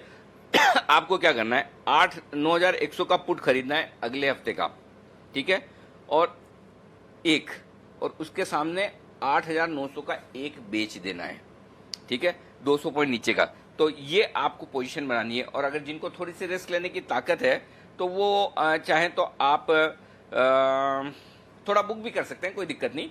लेकिन जिनको रिस्क कम लेनी है वो सामने 8900 का पुट भी बेच रहे हैं। उससे क्या होगा कि आपका टाइम वैल्यू से जो कम होता है ना सैटरडे संडे की वजह से, वो आपकी सेट हो जाएगी। तो मैं आपको एक बार बता दूं कि किस लेवल के आसपास 9100 का अगले गुरुवार का, आज का नहीं अगले गुरुवार का पुट कितने में ट्रेड हो रहा है, 8900 का कितने में ट्रेड हो रहा है, जरा सुमित जी मदद कीजिए। 160 165 9100 वाला ट्रेड हो रहा है पुट अभी, और 8900 का 85 के आसपास ट्रेड हो रहा है। 85, हाँ 8900 का पुट 85, तो और मतलब 9100 का पुट 160 165। बहुत ही बढ़िया। तो हम मतलब बेसिकली 80 रुपए में ये एक स्ट्रेटेजी बना रहे हैं मंदी की, करेक्ट। और इस 80 रुपए की स्ट्रेटेजी में आपको स्टॉप लॉस रखना है 50 रुपए का, और टारगेट आपका हो जाएगा, अगर 8900 की रेंज में निफ्टी आता है, 9000 ही मानो, तो कितना बन जाएगा पैसा इसमें 9000 से 8900 की रेंज में? सुमित जी कुछ अंदाजा लगा सकते हैं आप? 100 रुपए के आसपास। 100 रुपए के आसपास, तो परफेक्ट है आपके लिए। रिस्क है 30 रुपए की और मुनाफा है 50 रुपए का, तो ये एक पुट ऑप्शन आप खरीद कर जा सकते हैं। क्योंकि हम 9200 के ऊपर एक काम और करना चाहिए, जब आप ये पुट ऑप्शन खरीदें तो थोड़ी जगह आप मंडे के लिए भी रखें, अगर गलती से मंडे को गैप से ओपन मिले, क्योंकि आज मार्केट थोड़ा ओवरसोल्ड तो है और ग्लोबल मार्केट्स ठीक ठाक, मतलब कोई इतने खराब नहीं है। अगर लेकिन टेक्निकली हमारे मार्केट 9200 के नीचे बंद हो रहे तो अच्छा नहीं, तो वापस ऊपर मिले तो ऊपर के लिए जगह रखे, और अगर आपको लगता है नहीं रिस्क ज्यादा है नहीं तो मंडे करेंगे तो वो भी कोई इश्यू नहीं। तो ये दोनों ही चीजें, तो इंपॉर्टेंट सपोर्ट लेवल के नीचे बंद हो रहे हैं निफ्टी, लेकिन बैंक निफ्टी उतना खराब बंद नहीं हो रहा। बैंक निफ्टी 18,950 के नीचे बंद नहीं हो रहा था। बैंक निफ्टी में अभी भी ठीक है, एक उम्मीद है, लेकिन निफ्टी आज थोड़ी खराब क्लोजिंग दे रहा है। ये है दीप आपके लिए स्ट्रेटेजी। बिल्कुल, तो निफ्टी थोड़ी आज खराब क्लोजिंग दे रहा है। देखिए 2.5% की गिरावट आपको इस समय निफ्टी में आती हुई दिख रही है। बैंक निफ्टी भी 540 अंक नीचे 19,100 के नीचे आ गया है, पर वीकनेस ज्यादा निफ्टी में दिख रही है इस समय, और इस हिसाब से एक स्प्रेड के जरिए नेक्स्ट वीक की एक्सपायरी। जी सर। दीप अरे ये क्या हुआ, आज फ्राइडे वाली फीलिंग क्यों आ रही है मुझे? हमने टाई लगाना बंद किया था, थर्सडे भी मुझे फ्राइडे लग रहा है। मैं ऐसा सोच रहा हूँ कल मार्केट है नहीं, सीधा 2 दिन की छुट्टी है। अरे अभी तो कल का दिन है ना, टेंशन क्या है? मैं सीधा मंडे सोच रहा था, इसलिए मैंने कहा कि 2 दिन की आपकी टाइम वैल्यू कम हो जाएगी। अरे ये तो अभी तो कल का दिन बाकी है। मैं एकदम मेरे ख्याल आया, मैंने कहा अरे आज तो थर्सडे है, फ्राइडे थोड़ी है। तो चलिए फिर तो कोई दिक्कत ही नहीं है, टाइम वैल्यू वाला भी ज्यादा इश्यू नहीं है कि कल तक ही शायद पैसे बन जाए। तो सॉरी, मैं ये समझा कि आज फ्राइडे है और मंडे हम सीधा 2 दिन बाद खुलेंगे। ओके, तो चलिए कल इस ट्रेड से एग्जिट करने का मौका आपको मिल जाएगा। जी दीप। ओके, तो कल भी इसको एग्जीक्यूट करने का मौका मिल जाएगा मार्केट मूवमेंट के हिसाब से। आज जो बाजार के हाल है वो तो नेगेटिव रहे हैं, बट कुछ सेक्टर्स ने परफॉर्मेंस अच्छी दी थी, स्पेशली शुरुआती सत्र में कुछ एनबीएफसीज एक्टिव थे, कुछ पावर सेक्टर्स एक्टिव थे। एक बार संदीप ग्रोवर से बात कर लेते हैं और समझ लेते हैं कि जिस तरह के अनाउंसमेंट्स आए थे, स्पेशली किस पावर सेक्टर्स के लिए और कुछ और एरियाज के लिए, वो किस तरह की राहत ला सकते हैं लॉन्ग टर्म में। आज का मार्केट रिएक्शन अगर आप डिस्काउंट करें तो लॉन्ग टर्म में इसके क्या इंपैक्ट हो सकते हैं, किधर फोकस रहना चाहिए, इस पैकेज का किधर फोकस था, बताएं संदीप। देखिए अदीप, दोनों तरह के इम्प्लीकेशन है, पॉजिटिव नेगेटिव। ये जो राज्य के बिजली बोर्ड होते हैं, जिन्हें हम डिस्काउंट्स भी कहते हैं, वितरण कंपनियां भी कहते हैं, उनको 90,000 करोड़ रुपए के राहत पैकेज की घोषणा कल वित्त मंत्री की ओर से की गई थी। आरईसी पीएफसी के जरिए ये सरकार की ओर से इनको पैसा दिया जाएगा ताकि जो जनरेशन कंपनियां हैं, जो पावर कंपनियां हैं, उनके जो भुगतान है, जो बकाया राशि है, उनको चुकाया जा सके। आपको बता दें एनटीपीसी का ही आप देखिए, जो राज्य के बिजली बोर्ड है उन पे करीब 60,000 करोड़ रुपए के आसपास का बकाया है, जिसमें से आप देखिए करीब 10,500 करोड़ के आसपास की रकम तो ऐसी है जो कि 60 दिन से ज्यादा हो चुके हैं कि उनकी बकाया है। उस लिहाज से देखा जाए, अगर ये पैसा इनके पास आता है तो जो पावर जनरेशन कंपनियां हैं, इनके जो कैश फ्लोस हैं वो कहीं ना कहीं सुधरते हुए दिखेंगे। तो NTPC, Adani power, Tata power, Torrent power, इसमें सीएससी को भी जोड़ सकते हैं। ये इसीलिए आप देखिए पॉजिटिव साइड पे ट्रेड करते हुए दिख रहे थे कल के सेशन में, और आज भी शुरुआत पॉजिटिव होती हुई दिखी थी। अब इस पैकेज में नेगेटिव क्या है? नेगेटिव ये है कि ये जो जनरेशन कंपनी, जिनको पैसे वापस तो मिल रहे हैं अपने, लेकिन इनको रिबेट देनी होंगी राज्य के बिजली बोर्डों को, और वो अगर आप देखें एनटीपीसी वैसे भी अमूमन 2 से 2.5% के आसपास का रिबेट देता है जब इनको इनकी बकाया राशि वापस मिलती है। लेकिन इस बार हुआ क्या है, जो लॉकडाउन का पीरियड है इसमें इनको एक तो फिक्स चार्जेस और दूसरा जो इंटरस्टेट ट्रांसमिशन चार्जेस हैं उनमें भी रिबेट देनी है। और इसके ऊपर कुछ ब्रोकिंग हाउसेस की जो रिपोर्ट आई है उनका ये मानना है कि जो सरकारी जनरेशन कंपनियां हैं उनको ये रिबेट देने की बात की गई है, और इससे इनको करीब 3,000 करोड़ रुपए के आसपास का जो असर है वो कहीं ना कहीं आता हुआ दिखेगा। यही कारण है कि FY21 यानी कि जो मौजूदा वित्त वर्ष है उसमें एनटीपीसी और पावर ग्रिड का जो मुनाफा है उसके जो अनुमान है उसमें 7 से 10% के आसपास ही कमी देखने को मिल सकती है। एनटीपीसी का मुनाफा करीब 900 करोड़ रुपए से कम हो सकता है, और पावर ग्रिड के मुनाफे में भी करीब 1,000 करोड़ रुपए के आसपास का जो डेंट है वो इस बार साफ तौर पे देखने को मिल सकता है। यही कारण है कि कल जहां ये रिजॉइस कर रहे थे, शुरुआत कल अच्छी हुई थी, लेकिन जब धीरे धीरे समझ आया कि कितना इंपैक्ट, कितना डेंट लगता वो दिखेगा पावर जनरेशन कंपनी को, उसके बाद आप देखिए फिर हाई लेवल्स पे जो प्रॉफिट बुकिंग है वो भी कहीं ना कहीं हावी होती हुई दिखी। और एनटीपीसी आप देखिए किस तरह से अब लाल निशान में ट्रेड करता हुआ दिख रहा है। तो पावर जनरेशन कंपनियों के लिए पैसा जरूर आ रहा है, लेकिन इनके जो प्रॉफिट्स हैं वो कहीं ना कहीं इंपैक्ट होते हुए दिखेंगे। बिल्कुल है आपके लिए राय। और इस बीच आखिरी मिनटों में एक BTSTT स्ट्रेटजी है वागले साहब की तरफ से, जल्दी से, इससे पहले बाजार बंद हो, अभी 2 मिनट बाकी है। बिल्कुल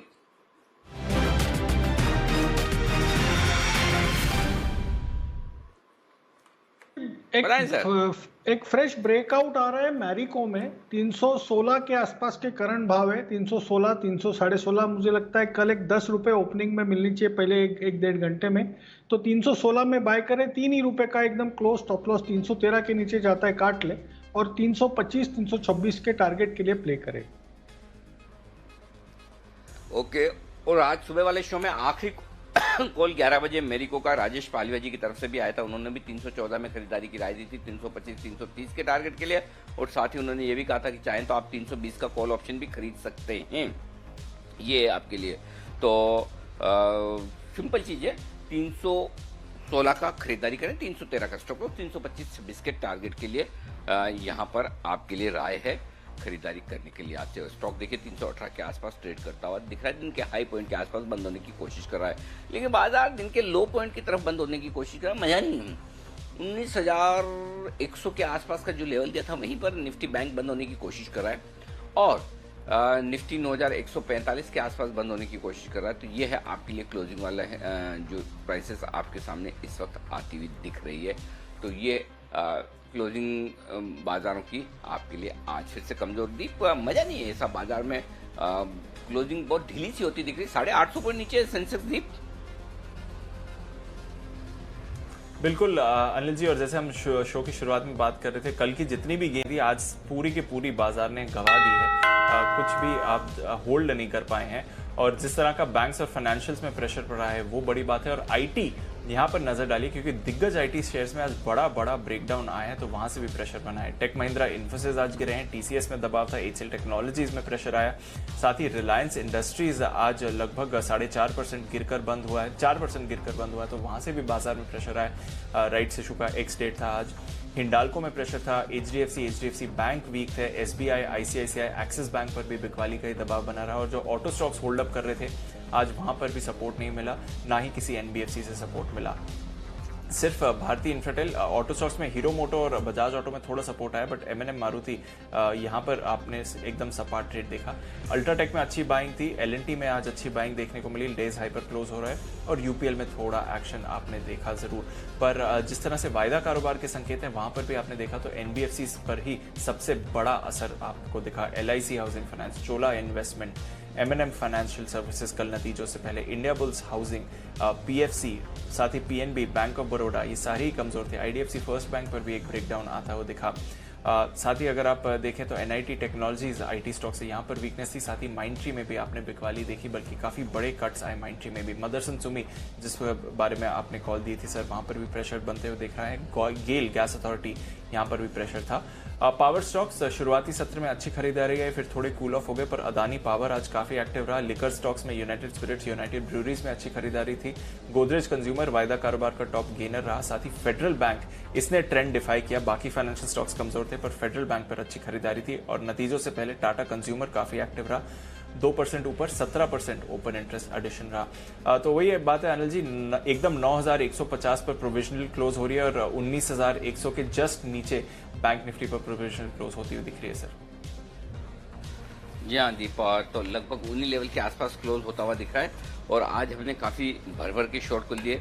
आरईसी जो आज का कॉल है वो क्लोज नहीं हुआ, तो कल के लिए आप कैरी कर सकते हैं।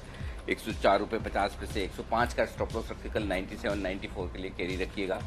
उसके अलावा मदरसन सुमी 79 का लो बनाया हमने, 78 का टारगेट दिया, मैं एक बार सोचूं मैं भी रिवाइज कर लूं। हाँ 79 का, तो कल आप 82 का स्टॉप लॉस रख लीजिए, 82 के ऊपर खुले तो फिर निकल जाइए, नहीं तो आप कल होल्ड करिए 78 76 73। इसके अलावा पिरामल हमने 852 का दिया, तो वो तो बात करते करते आ गया, तो इसलिए फिर मैंने कहा 840 का रखिए। कहाँ तक आया है पिरामल, 852 का लो बनाया है, तो अब आप 880 का स्टॉप लॉस रखिएगा अगर आपने शॉर्ट किया है तो। और बस तो यही है, और तो क्या है, बाकी कल देखते हैं कल क्या कुछ होता है। और 9,100 का पुट और 8,900 का पुट बेचने का, या 80 रुपये में आपने ये भी पोजीशन बनाई होगी। तो चलिए जो भी है चल ठीक है, चलिए ठीक है कि ये आपके लिए पोजीशंस हैं कल के लिए।